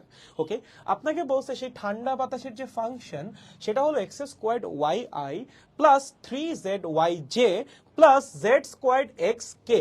ঠিক আছে, এটা হলো হিমালয়ের ওই পাশ বা ঠান্ডা যে বরফওয়ালা যে পাহাড়গুলো আছে, I am not sure Himalaya নাকি হিমালয় না, আমি এত জিওগ্রাফি পাই না, হোয়াট এভার, যাই হোক। সো ওই পাশ থেকে আসতেছে বাতাস, ঠিক আছে, ঠান্ডা বাতাস। আপনাকে বলছে যদি বাংলাদেশ বর্ডারে ওই দিন কোনো একদিন এক্স এর মান 500 হয়, ওয়াই এর মান 200 হয়, এবং জেড এর মান -700 হয়, তাহলে ওই দিন বাংলাদেশে কি ঠান্ডা পড়বে নাকি গরম পড়বে? ওকে, এটা আসলে খুব ইন্টারেস্টিং একটা কোয়েশ্চেন, যে কেমনে সলভ করবে এটা ভাইয়া? এই সব ডেটা থেকে আমি কেমনে বের করবো যে বাংলাদেশে গরম পড়বে নাকি নাকি ঠান্ডা পড়বে। দেখো এক্স্যাক্টলি বলা সম্ভব না, বাট অ্যাপ্রক্সিমেট করা সম্ভব যে বাংলাদেশের নর্মাল যে টেম্পারেচার সেটা কি থাকে, নর্মালি বাংলাদেশে গরম থাকে। এখন এইটার উপরে এই ঠান্ডা হাওয়া এসে কি রুল করতে পারবে নাকি পারবে না সেটা বের করার একটা উপায় আছে, সেটা কি ডাইভারজেন্স করতে হবে। ঠিক আছে, এই যে হাওয়ার যে ফাংশনটা আছে এটাকে কি করতে হবে, ডাইভারজেন্স করতে হবে। কেন করতে হবে বুঝাচ্ছি, প্রথমে করো তারপর কেন করতে হবে বুঝাচ্ছি। ডাইভারজেন্স মানে কি ভাইয়া, ডট গুণ, তাই না? আমাদের ন্যাবলা অপারেটরের সাথে কি করতে হবে, ডট গুণ করতে হবে। ঠিক আছে, ডেল ডেল জেড কে, ওকে, এই হলো আমাদের ন্যাবলা অপারেটর। তার সাথে আমাদের যে ফাই আছে তাকে কি করতে হবে, ডট গুণ করতে হবে। ফাই মানে কি, X squared Y I plus 3zy J বা 3yz J plus Z squared X K. ঠিক আছে, সে দুজনে ডট গুণ করলে কি হবে, আই এর সহগের সাথে আই এর সহগ, জে এর সহগের সাথে জে এর সহগ, এবং ফাইনালি কে এর সহগের সাথে কে এর সহগ গুণ হবে। চলেন ডট গুণ করি। ডট গুণ করলে কি হচ্ছে, del del X X squared Y plus del del Y 3yz, okay, plus del del Z Z squared X. ঠিক আছে, ওকে, ডট গুণ করলাম, এটার সাথে এটা কি করলাম, সিম্পলি ডট গুণ করলাম। এখন চলেন ভাই পার্শিয়াল ডিফারেন্সিয়েশন করেন। আই হোপ পার্শিয়াল ডিফারেন্সিয়েশন আপনারা পারেন। কত আসবে, 2xy, সরি এটা আবার কোথা থেকে আসলো, প্লাস 3z প্লাস 2zx। ঠিক আছে, এই তো। সো আমরা কি করলাম, যে বাতাসের যে ফাংশনটা দেওয়া ছিল ঠান্ডা বাতাসের, তার ডাইভারজেন্স বের করলাম। ঠিক আছে, এখন ডাইভারজেন্স বের করে কি হলো, দেখো আমাদের যেই পয়েন্টটায় মানে বাংলাদেশের বর্ডার যেই পয়েন্টটার ভ্যালু আমাদের দেওয়া আছে, আমাদের সেই পয়েন্টে ডাইভারজেন্স বের করতে হবে। আমরা তো ডাইভারজেন্স বের করলাম এক্স ওয়াই জেড, মানে তিনটা প্যারামিটার ওয়ালা, তাই না? সো এক্স ওয়াই জেড এর মান তো এক একটা পয়েন্টে এক এক রকম হবে। সো এই এক্স ওয়াই জেড এর মানের উপর ডিপেন্ড করে ডাইভারজেন্সের মানও চেঞ্জ হবে। আর ডাইভারজেন্সের মান চেঞ্জ হইলে বাতাসের বা যে প্রবাহী আছে প্রবাহীর প্রপার্টিও চেঞ্জ হবে। ঠিক আছে, ডাইভারজেন্সের মানের উপর ডিপেন্ড করে কিন্তু একটা প্রবাহীর প্রপার্টি চেঞ্জ হয়। ধরো তোমার একটা প্রবাহীর ফাংশন তোমাকে দিয়ে দিছে, বা প্রবাহী যে মুভ করে যে ফাংশনটার থ্রুতে বা যে ফাংশনটাকে ফলো করে সেটা তোমাকে দিয়ে দিছে, তুমি তার ডাইভারজেন্স বের করে ওই প্রবাহীর অনেক প্রপার্টি বলে দিতে পারবা। যেমন তোমার বাংলাদেশের সীমানায় বা প্রান্তে এক্স ওয়াই জেড এর মান দিয়ে দিছে, এই মানটা বসাই দিলে আমি কি পাবো, বাংলাদেশের সীমানায় এই প্রবাহীর ডাইভারজেন্স পেয়ে যাবো, রাইট? সো আমরা এখন যেটা বের করবো সেটা হলো বাংলাদেশের সীমানায়, ঠিক আছে, বা বাংলাদেশ বর্ডার, যেটা বাংলাদেশ বর্ডারে ডাইভারজেন্সের মান, বাংলাদেশ বর্ডারে কিসের মান, ডাইভারজেন্সের মান, ওকে, ডাইভারজেন্সের মান। ঠিক আছে, চলেন বাংলাদেশ বর্ডার ডাইভারজেন্সের মান কত হবে, divergence phi is equals to what, X এর মান কত বসবে 500, ওয়াই এর মান কত বসবে 200, জেড এর মান কত বসবে -700। তাহলে চলো 2 ইন্টু এক্স এর মান কত 500, ওয়াই এর মান কত 200। ঠিক আছে, প্লাস 3 ইন্টু জেড, জেড এর মান কত -700।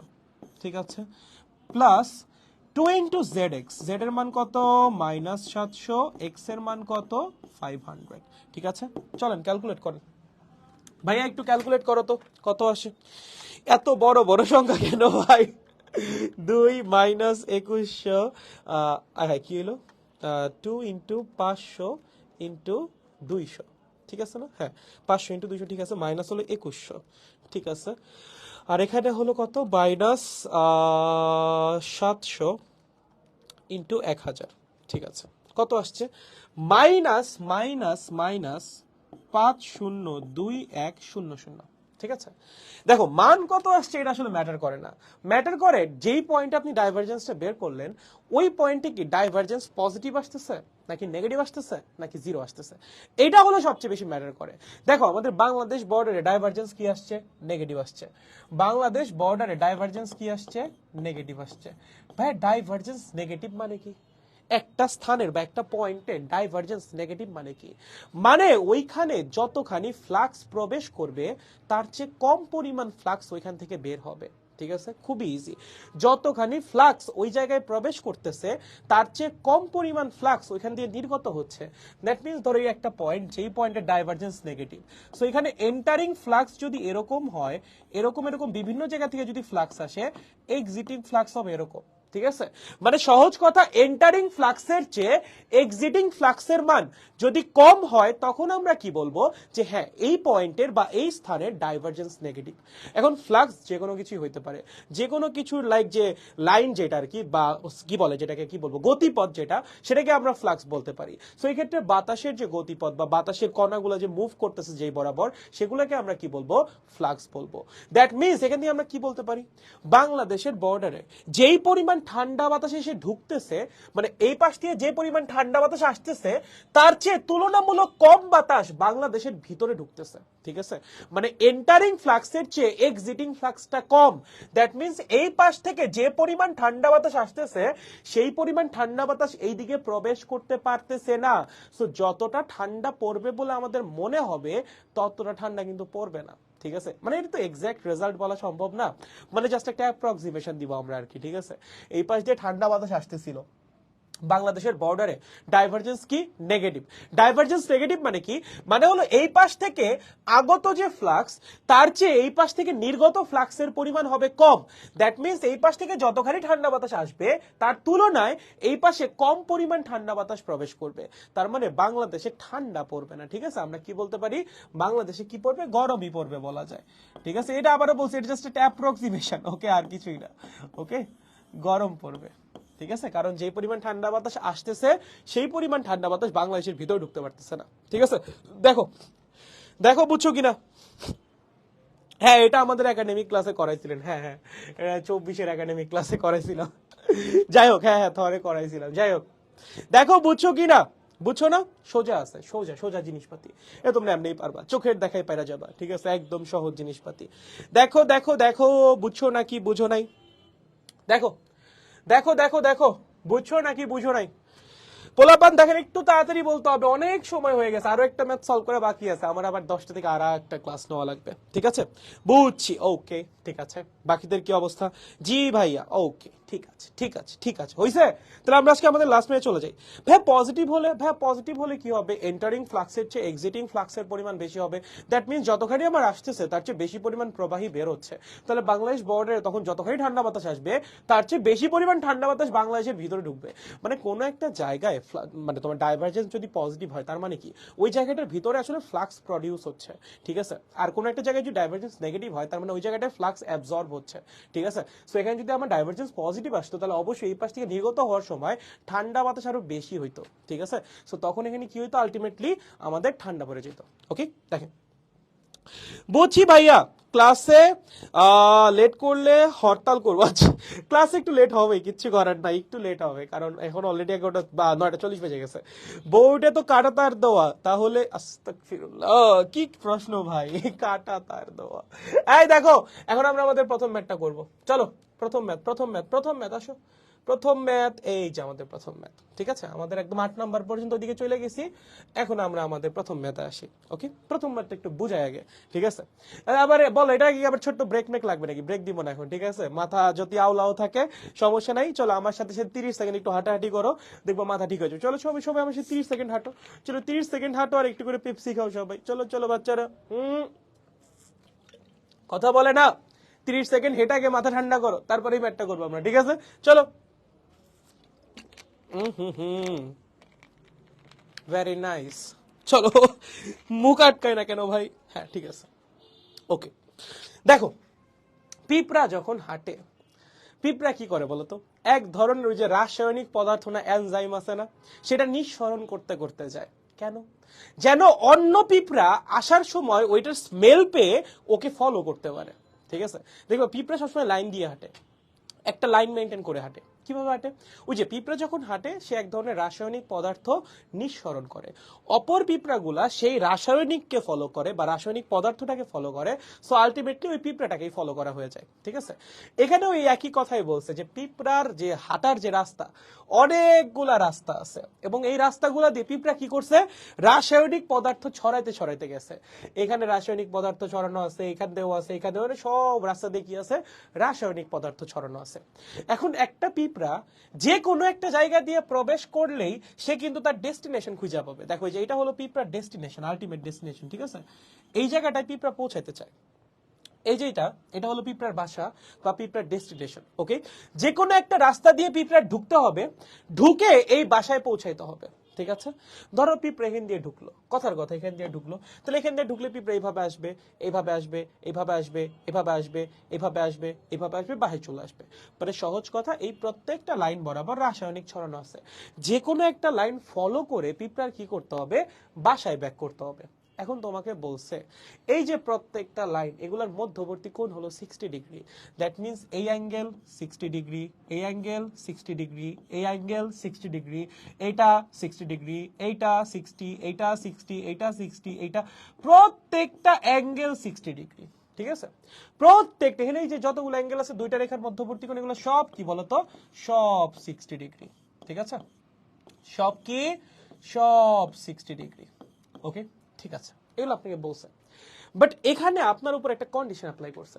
কি কন্ডিশন অ্যাপ্লাই করছে, যে পিঁপড়া যখন মুভ করে সে বামেও যাইতে পারে ডানেও যাইতে পারে, ঠিক আছে, বাট কোনো দিকেই সে 30 ডিগ্রির চেয়ে বেশি যাইতে পারে না। সে বামে মুভ করলেও 30 ডিগ্রি মুভ করবে, সে ডানে মুভ করলেও 30 ডিগ্রি মুভ করবে, বাট এর চেয়ে বেশি নাই। যে দেখো লেখা আছে কোথায় জানো, হ্যাঁ হ্যাঁ হ্যাঁ হ্যাঁ, ঠিক আছে, কই গেল, it has to choices of path recurring a small turn in it's travel direction. That means পিঁপড়া যখন টার্ন নেয় তখন তার ছোট্ট ছোট্ট কি করা লাগে বলতো, টার্ন, মানে টার্ন যখন সে ট্রাভেল করে তখন তার ছোট্ট ছোট্ট টার্ন নেওয়া লাগে বিভিন্ন ডিরেকশনে। সে লেফট ওয়ার্ডও টার্ন নিতে পারে, ইনফ্যাক্ট রাইট ওয়ার্ডও টার্ন নিতে পারে। ঠিক আছে, বাট যেদিকেই সে টার্ন নিক না কেন সেইটা হবে কত, 30 ডিগ্রি। 30 ডিগ্রি চেয়ে বেশি না। পিঁপড়া বামে গেলেও 30 ডিগ্রি যাবে, ডানে গেলেও 30 ডিগ্রি যাবে। পিঁপড়া একবারে 60 ডিগ্রি ঘুরতে পারবে না, একবারে 90 ডিগ্রি ঘুরতে পারবে না। পিঁপড়া একবারে সর্বোচ্চ 30 ডিগ্রি ঘুরতে পারবে। এখন আপনাকে প্রশ্ন করছে, যদি পিঁপড়া এই যে এ পয়েন্ট আছে না এখানে, এই যে দেখো এ পয়েন্টটা, এই এ পয়েন্ট দিয়ে প্রবেশ করে, তাহলে তার বাসায় পৌঁছাইতে পৌঁছাইতে সরণ কত হবে? ঠিক আছে, পিঁপড়া যদি এই যে আমাদের যে এ পয়েন্ট, এই এ পয়েন্ট দিয়ে প্রবেশ করে, পিঁপড়া যদি এই যে এ পয়েন্ট দিয়ে প্রবেশ করে, তাহলে বাসায় পৌঁছাইতে পৌঁছাইতে মানে ডাব্লিউতে পৌঁছাইতে পৌঁছাইতে তার সরণ কত হবে সেটা আমাদের বের করতে হবে। এবং তোমাকে বলছি প্রত্যেকটা লাইনের দৈর্ঘ্য হলো কত, 2 সেন্টিমিটার মোস্ট প্রবাবলি, হ্যাঁ 2 সেন্টিমিটার। প্রত্যেকটা লাইনের দৈর্ঘ্য কত, 2 সেন্টিমিটার। ওকে, সো আপনার প্রশ্ন হলো পিঁপড়া যদি এ পয়েন্ট দিয়ে প্রবেশ করে, তাহলে এটা হলো পিঁপড়ার বাসা, এই বাসায় পৌঁছানোর জন্য পিঁপড়ার সরণ কতটুকু হবে, বা পিঁপড়া কোন পথটা ফলো করবে, সেই পথের সরণ কত সেটা আপনার বের করতে হবে। ঠিক আছে, এখন প্রথম কনফিউশন যেটা জাগবে যে ভাই পিঁপড়া পথ কোনটা ফলো করবে। তোমার কাছে মাল্টিপল পথের চয়েস আসবে। দেখো তোমার কাছে মনে হতে পারে পিঁপড়া এটা ফলো করবে, ওকে, এটা একটা। তোমার কাছে মনে হতে পারে যে না ভাইয়া পিঁপড়া এখান থেকে এসে এমনে যাবে, এমনে যাবে, এমনে যাবে, এমনে যাবে, দেন এমনে আসবে। হ্যাঁ, হইতে পারে, তোমার কাছে এরকম মনে হইতেই পারে, বাট সেকেন্ড যে রাস্তাটা সেটা হওয়া সম্ভব না। কেন সম্ভব না? তোমার কাছে মনে হইতে পারে যে পিঁপড়ার মনে হয় বাসায় যাওয়ার মাল্টিপল চয়েস আছে, মাল্টিপল রাস্তা আছে পিঁপড়ার কাছে বাসায় যাওয়ার, বা মাল্টিপল চয়েসেস আছে ওর কাছে, বাট এরকম না। কারণ তোমাকে মানে প্রশ্নে পিঁপড়ার উপর একটা কন্ডিশন আরোপ করে দিছে। সেটা কি, পিঁপড়া যখন বামে ঘুরে বা ডানে ঘুরে তখন সে 30 ডিগ্রির চেয়ে বেশি ঘুরতে পারে না। তুমি একবার নর্মালি চিন্তা করো, পিঁপড়া যদি এইভাবে যায়, ধরো তুমি বললা যে ভাইয়া পিঁপড়াটা এমনে যাবে, কেমনে যাবে? তুমি বললা ভাইয়া পিঁপড়া এখান থেকে এখানে আসবে, ঠিক আছে, এখানে পিঁপড়া 30 ডিগ্রি ঘুরছে, পিঁপড়া এইভাবে আসতেছিল, এই বরাবর সরে গেছে কতখানি, 30 ডিগ্রি, ঠিক আছে, পিঁপড়া 30 ডিগ্রি ঘুরছে। বাট পিঁপড়া এখান থেকে কি এখানে যেতে পারবে? পারবে না। কেন পারবে না? ভাইয়া পিঁপড়া ছিল এখানে, তাই না? সে এখান থেকে এতখানি ঘুরতে পারবে নাকি? এতখানি তো পিঁপড়া ঘুরতেই পারবে না। পিঁপড়া তো ঘুরতেই পারে সর্বোচ্চ 30 ডিগ্রি। দেখো পিঁপড়া এই বরাবর আসতেছিল, সে এতখানি টার্ন নিয়ে ওই দিক বরাবর যাইতে পারবে 120 ডিগ্রি টার্ন নিয়ে? পসিবল না। সরি, 120 ডিগ্রিও না, 150 ডিগ্রি। 150 ডিগ্রি টার্ন নিয়ে পিঁপড়া ওইদিকে যেতে পারবে? পারবে না। পিঁপড়া সর্বোচ্চ টার্ন দিতে পারেই 30 ডিগ্রি। 150 ডিগ্রি টার্ন নেওয়া পিঁপড়ার পক্ষে পসিবল না। সো তুমি যদি একটু ভালো মতো খেয়াল করো, এখানে পিঁপড়ার বাসায় ফেরার একটাই রাস্তা আছে। এ পয়েন্ট দিয়ে যদি পিঁপড়া প্রবেশ করে তাহলে ওর বাসায় ফেরার একটাই রাস্তা আছে, আর কোনো রাস্তাই নাই। সেটা কোন রাস্তা? ওর প্রথমে এইচ বরাবর আসা লাগবে, সরি, প্রথমে এইচ বরাবর আসা লাগবে। ওকে, এইচ বরাবর আসতেছে আসতেছে, দেন কি করা লাগবে, বাম দিকে 30 ডিগ্রি ঘোরা লাগবে। ঠিক আছে, পিঁপড়া কিন্তু এই বরাবর আসতেছিল, ঠিক আছে, তার কি করতে হবে, এই পয়েন্টে পৌঁছানোর পর বাম দিকে 30 ডিগ্রি ঘোরা লাগবে। পিঁপড়া তো 30 ডিগ্রি ঘুরতে পারেই, সো পিঁপড়া কি করবে, বাম দিকে 30 ডিগ্রি ঘুরবে।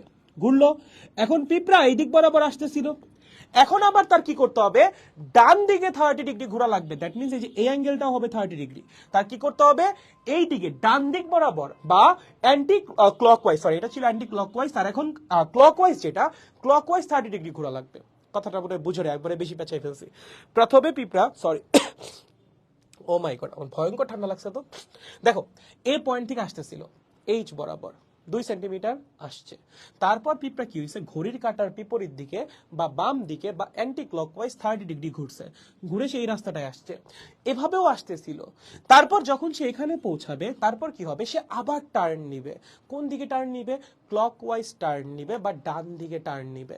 কতখানি, 30 ডিগ্রি। সে তো 30 ডিগ্রির বেশি টার্ন নিতে পারে না।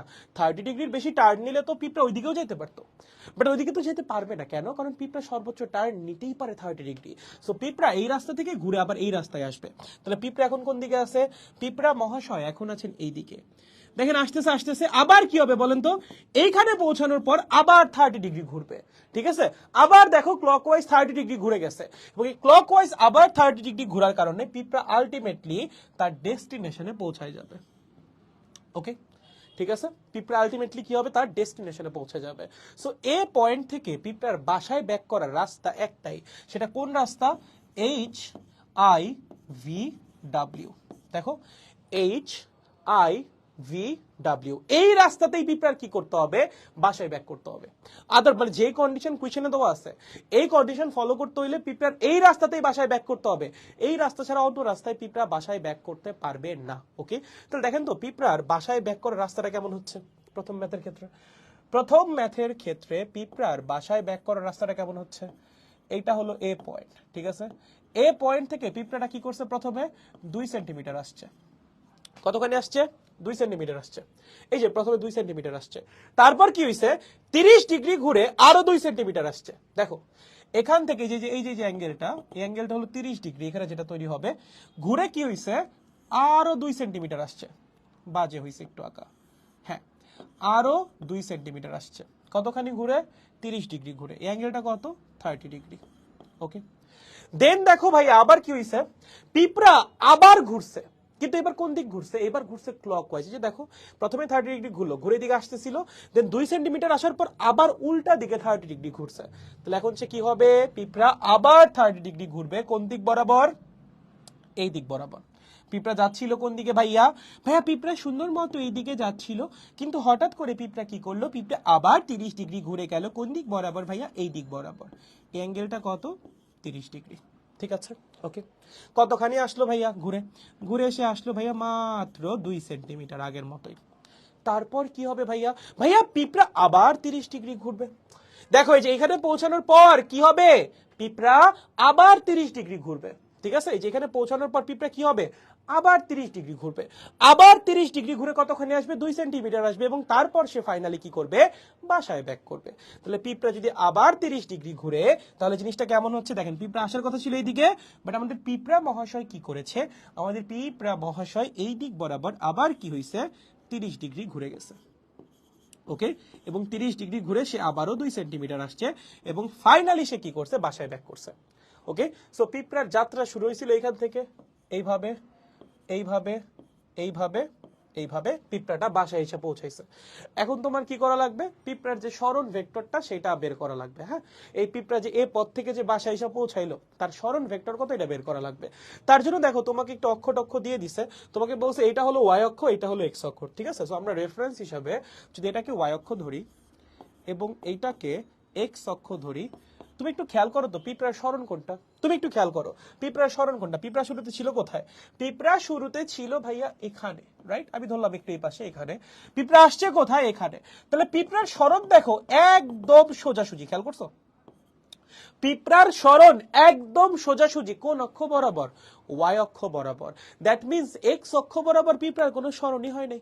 পিঁপড়া ছিল কোথায়, এখানে, আসছে কোথায়, এখানে। দেখো একদম ওয়াই অক্ষ বরাবর সরণ হইছে। তুমি যদি পিঁপড়ার টোটাল সরণ ক্যালকুলেট করো, সেটা হইছেই শুধুমাত্র ওয়াই অক্ষ বরাবর। এক্স অক্ষ বরাবর তো পিঁপড়ার কোনো সরণই হয় নাই। সো এক্স অক্ষ বরাবর সরণ বের করে কোনো লাভ আছে, কোনো লাভই নেই। আমরা কি করব, ওয়াই অক্ষ বরাবর পিঁপড়ার সরণ বের করব। কি করব, ওয়াই অক্ষ বরাবর পিঁপড়ার সরণ বের করব, যে ওয়াই অক্ষ বরাবর পিঁপড়ার সরণ কত কতটুকু হচ্ছে, কারণ এক্স অক্ষ বরাবর তো পিঁপড়ার সরণ শূন্য, পিঁপড়া যেখানে ছিল এক্স অক্ষ বরাবর সেখানে এসেই পৌঁছাইছে, এক্স অক্ষ বরাবর পিঁপড়ার সরণ বের করে কোনো লাভ আছে? কোনো লাভই নাই, বের করে শূন্যই আসবে, বের করলেও শূন্য আসবে, ওটা বের করার কোনো দরকারই নাই, ঠিক আছে? সেখানে এক্স অক্ষ বরাবর সরণ কত হবে? এক্স অক্ষ বরাবর সরণ হবে শূন্য, এক্স অক্ষ বরাবর সরণ কত হবে? সরণ হবে শূন্য, ঠিক আছে? এক্স অক্ষ বরাবর সরণ হবে শূন্য। তাহলে আমরা একটা কাজ করি, ওয়াই অক্ষ বরাবর সরণ বের করি। ওয়াই অক্ষ বরাবর সরণ বের করার জন্য আমার কি লাগবে? প্রত্যেকটা ভেক্টরের ওয়াই অক্ষ বরাবর উপাংশ লাগবে। কি লাগবে? প্রত্যেকটা ভেক্টরের ওয়াই অক্ষ বরাবর উপাংশ লাগবে। চলেন একটা একটা করে ভেক্টরের ওয়াই অক্ষ বরাবর উপাংশ বের করেন। দেখেন এটা তো পুরোটাই ওয়াই অক্ষ বরাবর কাজ করতেছে। তাহলে প্রথম যে সরণটা, এটার নাম দিলাম S1, এটার নাম দিলাম S2, এটার নাম দিলাম S3, এটার নাম দিলাম S4। ভাইয়া S1 এর ওয়াই অক্ষ বরাবর উপাংশ কত? S1 দেখো পুরোটা এমনি ওয়াই অক্ষ বরাবর কাজ করতেছে, সো ওয়াই অক্ষ বরাবর S1 এর উপাংশ কত হবে? পুরা S1 টাই হবে, ঠিক আছে? দেখো পুরা S1 টাই তো ওয়াই অক্ষ বরাবর কাজ করতেছে। ওকে ভাইয়া, ওয়াই অক্ষ বরাবর S2 এর উপাংশ কত হবে? ভাইয়া একটু খেয়াল করেন তো, ওয়াই অক্ষের সাথে S2 এর অ্যাঙ্গেলটা কত? এই যে ওয়াই অক্ষ, এটা ওয়াই অক্ষ না? ওয়াই অক্ষের সাথে S2 এর অ্যাঙ্গেল কত? 30 ডিগ্রি। ওয়াই অক্ষের সাথে S2 এর অ্যাঙ্গেল কত? 30 ডিগ্রি। তাহলে ওয়াই অক্ষ বরাবর S2 এর উপাংশ কত হবে? খুবই সিম্পল, S2 cos 30। কত হবে? S2 cos 30, ঠিক আছে? ওয়াই অক্ষের সাথে S2 এর অ্যাঙ্গেল কত রে? 30 ডিগ্রি। তাহলে ওয়াই অক্ষ বরাবর S2 এর উপাংশ কত হবে? S2 cos 30, ঠিক আছে? আবার দেখেন S3, S3 কি পুরাটাই ওয়াই অক্ষ বরাবর কাজ করছে না? দেখো S3, দেখো S3 পুরাটাই ওয়াই অক্ষ বরাবর কাজ করছে। তাহলে ওয়াই অক্ষ বরাবর S3 এর উপাংশ কত হবে? শুধুমাত্র S3, ঠিক আছে? এবার আসো S4, ওয়াই অক্ষের সাথে S4 এর অ্যাঙ্গেল কত? 30 ডিগ্রি। এই যে দেখো S4 এর ওয়াই অক্ষের সাথে অ্যাঙ্গেল কত? 30 ডিগ্রি। তাহলে ওয়াই অক্ষ বরাবর S4 এর উপাংশ কত হবে? S4 cos 30। কত হবে? S4 cos 30, ঠিক আছে? দেখো একদম সিম্পল, প্রথম যে সরণটা সেটা পুরোটাই ওয়াই অক্ষ বরাবর হইছে, তার জন্য পুরা সরণটাই আছে ওয়াই অক্ষ বরাবর। সেকেন্ড সরণটা ওয়াই অক্ষের সাথে 30 ডিগ্রি কোণে, তাহলে ওয়াই অক্ষ বরাবর সেকেন্ড সরণের উপাংশ কত হবে? S2 cos 30। আবার থার্ড সরণটা পুরোটাই ওয়াই অক্ষ বরাবর, সো পুরোটাই আছে ওয়াই অক্ষ বরাবর। এবং ফাইনালি ফোর্থ যে সরণটা সেটা কি হইছে? ওয়াই অক্ষের সাথে 30 ডিগ্রি কোণে আছে, এর জন্য ফোর্থ সরণটার উপাংশ কত হবে ওয়াই অক্ষ বরাবর? S4 cos 30, ঠিক আছে? সো এইটা হলো ওয়াই অক্ষ বরাবর টোটাল সরণ। এটা কি? ওয়াই অক্ষ বরাবর টোটাল সরণ, ঠিক আছে? কোন দিকে? ওয়াই অক্ষ বরাবর উপরের দিকে না নিচের দিকে? ওয়াই অক্ষ বরাবর নিচের দিকে, কিন্তু উপরের দিকে না। এখান দিয়ে পিঁপড়াটা প্রবেশ করছে, পিঁপড়াটা এখানে এসে পৌঁছাইছে, সো পিঁপড়ার সরণ কিন্তু ওয়াই অক্ষ বরাবর নিচের দিকে হইছে। সো ওয়াই অক্ষ বরাবর নিচের দিকে টোটাল সরণ এইটা, ঠিক আছে? নিচের দিকে টোটাল সরণ এইটা। ওকে, তাহলে বলেন তো এ দিয়ে প্রবেশ করে পিঁপড়া যদি বাসায় এসে পৌঁছায়, পিঁপড়ার সরণ ভেক্টর কত হবে? পিঁপড়ার সরণ ভেক্টর হবে মাইনাস S1 এর মান হলো 2 centimetre, that means 0.02 plus 0.02 cos 30 plus 0.02 plus 0.02 cos 30 J, ঠিক আছে? যদি মান বসাই 0.04 cos 30 হলো মানে হলো √3/2, তাই না? তার মানে হলো √3 0.02। ওকে, √3 মাল্টিপ্লাইড বাই 0.02, এটা জে। ওকে, এই হলো আমাদের অ্যান্সার। ওকে, এইটা হলো আবার টোটাল সরণ। ওকে, এই হলো আমাদের টোটাল সরণ। ভাইয়া মাইনাস কেন দিলেন, জে কেন দিলেন? ভাই এই সরণটা কোন বরাবর হইছে? ওয়াই অক্ষ বরাবর নিচের দিকে। ভাই ওয়াই অক্ষ বরাবর নিচের দিকে একক ভেক্টর কোনটা? মাইনাস জে, তার জন্য ওটাতে গুণ করছে, আর কিছু না। দেখো বুঝছো কিনা? বুঝার কথা, একদম সিম্পল। হ্যাঁ, একদম সিম্পল। দেখো বুঝার কথা, বুঝার কথা। দেখো কারোর কি হইলো আবার? পিঁপড়ার সরণ না দেখে আস্তাগফিরুল্লাহ, এগুলা কি কথাবার্তা ভাই? এগুলা কি কথাবার্তা? দেখো বুঝছো কিনা পারার কথা? এই বুঝছিস কিনা দেখ, বুঝছো? ওরে ভাই ওরে, ইন্টারেস্টিং ছিল, এই ধরনের ম্যাথ করতে ভালো। হ্যাঁ, দেখো ম্যাথ কিন্তু কঠিন না, ম্যাথ কিন্তু সোজা। ম্যাথ যে কঠিন তা কিন্তু না, যথেষ্ট সহজ একটা ম্যাথ। জাস্ট প্রশ্ন পরে তোমার বুঝা লাগবে যে এই প্রশ্নে বুঝাইছে কি, ঠিক আছে? জি দাদা বুঝছি, সেরা। পিঁপড়া বি লাইক আমাকে নিয়ে ম্যাথ বানাবে, তারপর ম্যাথ কঠিন হলে আমাকে মেরে ফেলবে। ইউ ম্যান, পিঁপড়ার বাসার ঠিকানা দেন, গিয়ে একটা সালাম দিয়ে আসি।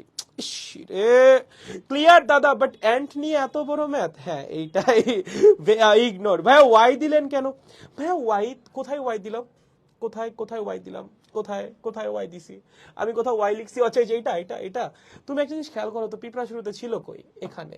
পৌঁছাইছে কোথায়? এখানে। ছিল কোথায়? এখানে। পৌঁছাইছে কোথায়? এখানে। তাহলে পিঁপড়ার সরণ হয়েছে কোন বরাবর?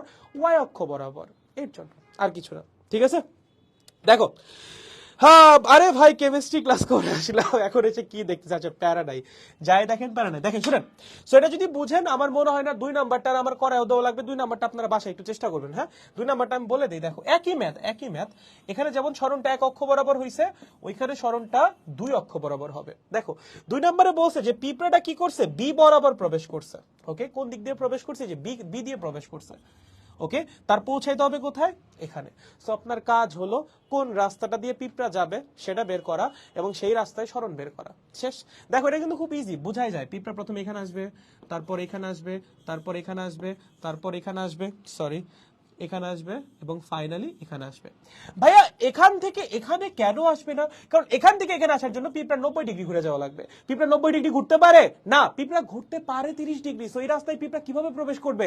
করতে পারবে না, ঠিক আছে? সো পিঁপড়া কোন রাস্তাটা ফলো করবে? পিঁপড়া ফলো করবে ভাইয়া এই যে এই রাস্তাটা, ঠিক আছে? এমনে এমনে এমনে এমনে এমনে। ওকে, সো এটা একটু আপনারা ধুপধাপ করে ফেলবেন, এটা তেমন কঠিন কিছু না। আমি তাও খালি একটু বলে দিই, এই যে এই অ্যাঙ্গেল হবে 30 ডিগ্রি, 30 ডিগ্রি। তারপর তোমার এই যে এই অ্যাঙ্গেল, আচ্ছা এটা বাদ দাও, ওইটা লাগবে না, তুমি এইটা দেখো, ওই অ্যাঙ্গেল 30 ডিগ্রি। তাহলে এই অ্যাঙ্গেল কত হবে? আরো 30 ডিগ্রি ঘুরে গেছে, এটা হবে 60 ডিগ্রি। ওকে, এটা তো 30 ডিগ্রি, এটা হবে 60 ডিগ্রি, এর তো 90 ডিগ্রি হবে, বোঝাই যাচ্ছে। এবং ফাইনালি এটা হবে 30 ডিগ্রি। ওকে, সো এখানে 5টা সরণ আছে। এই একটা, তার সাথে 30 ডিগ্রি কোণে এইটা, তার সাথে 60 ডিগ্রি কোণে এইটা, আর যে এখানে যেটা সেটা হলো এক্স অক্ষের 90 ডিগ্রি করে, এবং ফাইনালি এটার সাথে আবার 30 ডিগ্রি কোণে এইটা। ওকে, খুব ইজি। এক্স অক্ষের সাথে 0 ডিগ্রি কোণে প্রথম সরণ এইটা, এক্স অক্ষের সাথে 30 ডিগ্রি কোণে দ্বিতীয় সরণ এইটা, এক্স অক্ষের সাথে 60 ডিগ্রি কোণে তৃতীয় সরণ এইটা, এক্স অক্ষের সাথে 90 ডিগ্রি কোণে চতুর্থ সরণ এইটা, এবং ফাইনালি এইটার সাথে 30 ডিগ্রি কোণে এই সরণ। ঠিক আছে, এই 5টা সরণের ভেক্টর যোগফল করলে আপনি কি পেয়ে যাবেন? টোটাল সরণ পেয়ে যাবেন। ওকে, সো আগেরটা যেমন দেখাইলাম এটাও হুবহু সিমিলার নিয়মেই করবেন, তেমন কঠিন কিছু না। আমি আপনারা যদি না পারেন নেক্সট টাইম করাই দিবনি, সমস্যা নাই, একদম সোজা। বাট আমি চাচ্ছি আপনারা বাসায় একটু প্র্যাকটিস করেন, একটু চেষ্টা করেন, হোপফুলি আপনারাই পারবেন। ঠিক আছে, প্রথমটা যেভাবে সলভ হয়েছে এটাও একইভাবে সলভ হবে, জাস্ট রাস্তাটা ঠিকঠাক ধরেন। এই রাস্তা কিন্তু হবে না, কারণ এই রাস্তায় যাওয়ার জন্য পিঁপড়া 90 ডিগ্রি ঘোরা লাগবে, which is not possible for this পিঁপড়া। কারণ আমাকে কোয়েশ্চনে বলে দিয়েছে যে পিঁপড়া 30 ডিগ্রি বেশি ঘুরতে পারবে না। ঠিক আছে, দেখেন আমাদের আজকে যে 8টা ম্যাথ ছিল, 8টা ম্যাথ মোটামুটি করানো হয়ে গেছে। ঠিক আছে, দেখো আমাদের মোটামুটি যে 8টা ম্যাথ ছিল, 8টা ম্যাথ করানো হয়ে গেছে। এখন আমরা একটু ছুটি দেই। ঠিক আছে, আমার আবার এখন একটা ক্লাস আছে, ওই আপনাদের 24-এ যে ফার্স্ট পেপার ব্যাচ, ওইটার ক্লাস আছে। ঠিক আছে, ঠিক আছে ঠিক আছে, শুনো শুনো শুনো। তো যারা ক্লাস করলেন একটু কষ্ট করে একটু নোট সাবমিট করে দিয়েন। আপনারা নোট সাবমিট করেন না খুব বেশি, সো আপনাদের হয়তো পরীক্ষা চলতেছে, তার জন্য হয়তো নোট সাবমিট করতেছেন না। পরীক্ষাটা শেষ হওয়ার পর সবাই একটু কষ্ট করে নোটটা সাবমিট করে দিয়েন। এই ক্লাসগুলো আপনাদের জন্যই নেওয়া। সো আপনারা যদি না করেন, আলটিমেটলি ক্লাসগুলো নিয়ে আমি কি করবো বলেন? সো আপনাদের জন্য নেওয়া হচ্ছে, একটু কষ্ট করে ক্লাসগুলো করার চেষ্টা করেন, হোপফুলি ভালো কিছুই আসবে। ওকে, তো সবাই ভালো থাকেন, সুস্থ থাকেন, দেখা হবে আবার বুধবারের ক্লাসে। আমাদের ক্লাস হয় সপ্তাহে 2 দিন, সোমবার এবং বুধবার। সো আজকে ক্লাস হয়ে গেল, দেখা হচ্ছে বুধবারের ক্লাসে। বুধবারের ক্লাসে আমরা আরো নতুন 8টা ম্যাথ নিয়ে আসবো আপনাদের সলভ করিয়ে দেওয়ার জন্য। আর আরেকটা কথা, যেটা আপনারা যদি আমাদের সাথে কোনো প্রিমিয়াম ব্যাচে যুক্ত হতে চান, সেটা 24-এর হতে পারে, 25-এর হতে পারে, জাস্ট আমাদের পেজ ফিজিক্স অফ স্টুপিড একটা টেক্সট দিয়ে জানাই দেন, বাকিটা আমরাই করে দিব। ঠিক আছে, ভর্তি হওয়ার প্রসিডিউর খুবই সিম্পল। আমাদের যে কোনো একাডেমিক টু অ্যাডমিশন ব্যাচের কোর্স ফি মাত্র 1500 টাকা। আপনি 1500 টাকা দিয়ে জয়েন করে একাডেমিক থেকে অ্যাডমিশন পর্যন্ত A to Z সব শেষ করতে পারবেন। ঠিক আছে, ওকে, তার জন্য জাস্ট দেখেন ক্যাপশনে পেজের নাম দিয়ে দিছি, ওর একটা টেক্সট দিলেই হবে। ওকে, তাহলে সবাই ভালো থাকেন, সুস্থ থাকেন। আজকের মতো ক্লাস এখানেই শেষ, দেখা হচ্ছে নেক্সট ক্লাসে। Tata, good bye.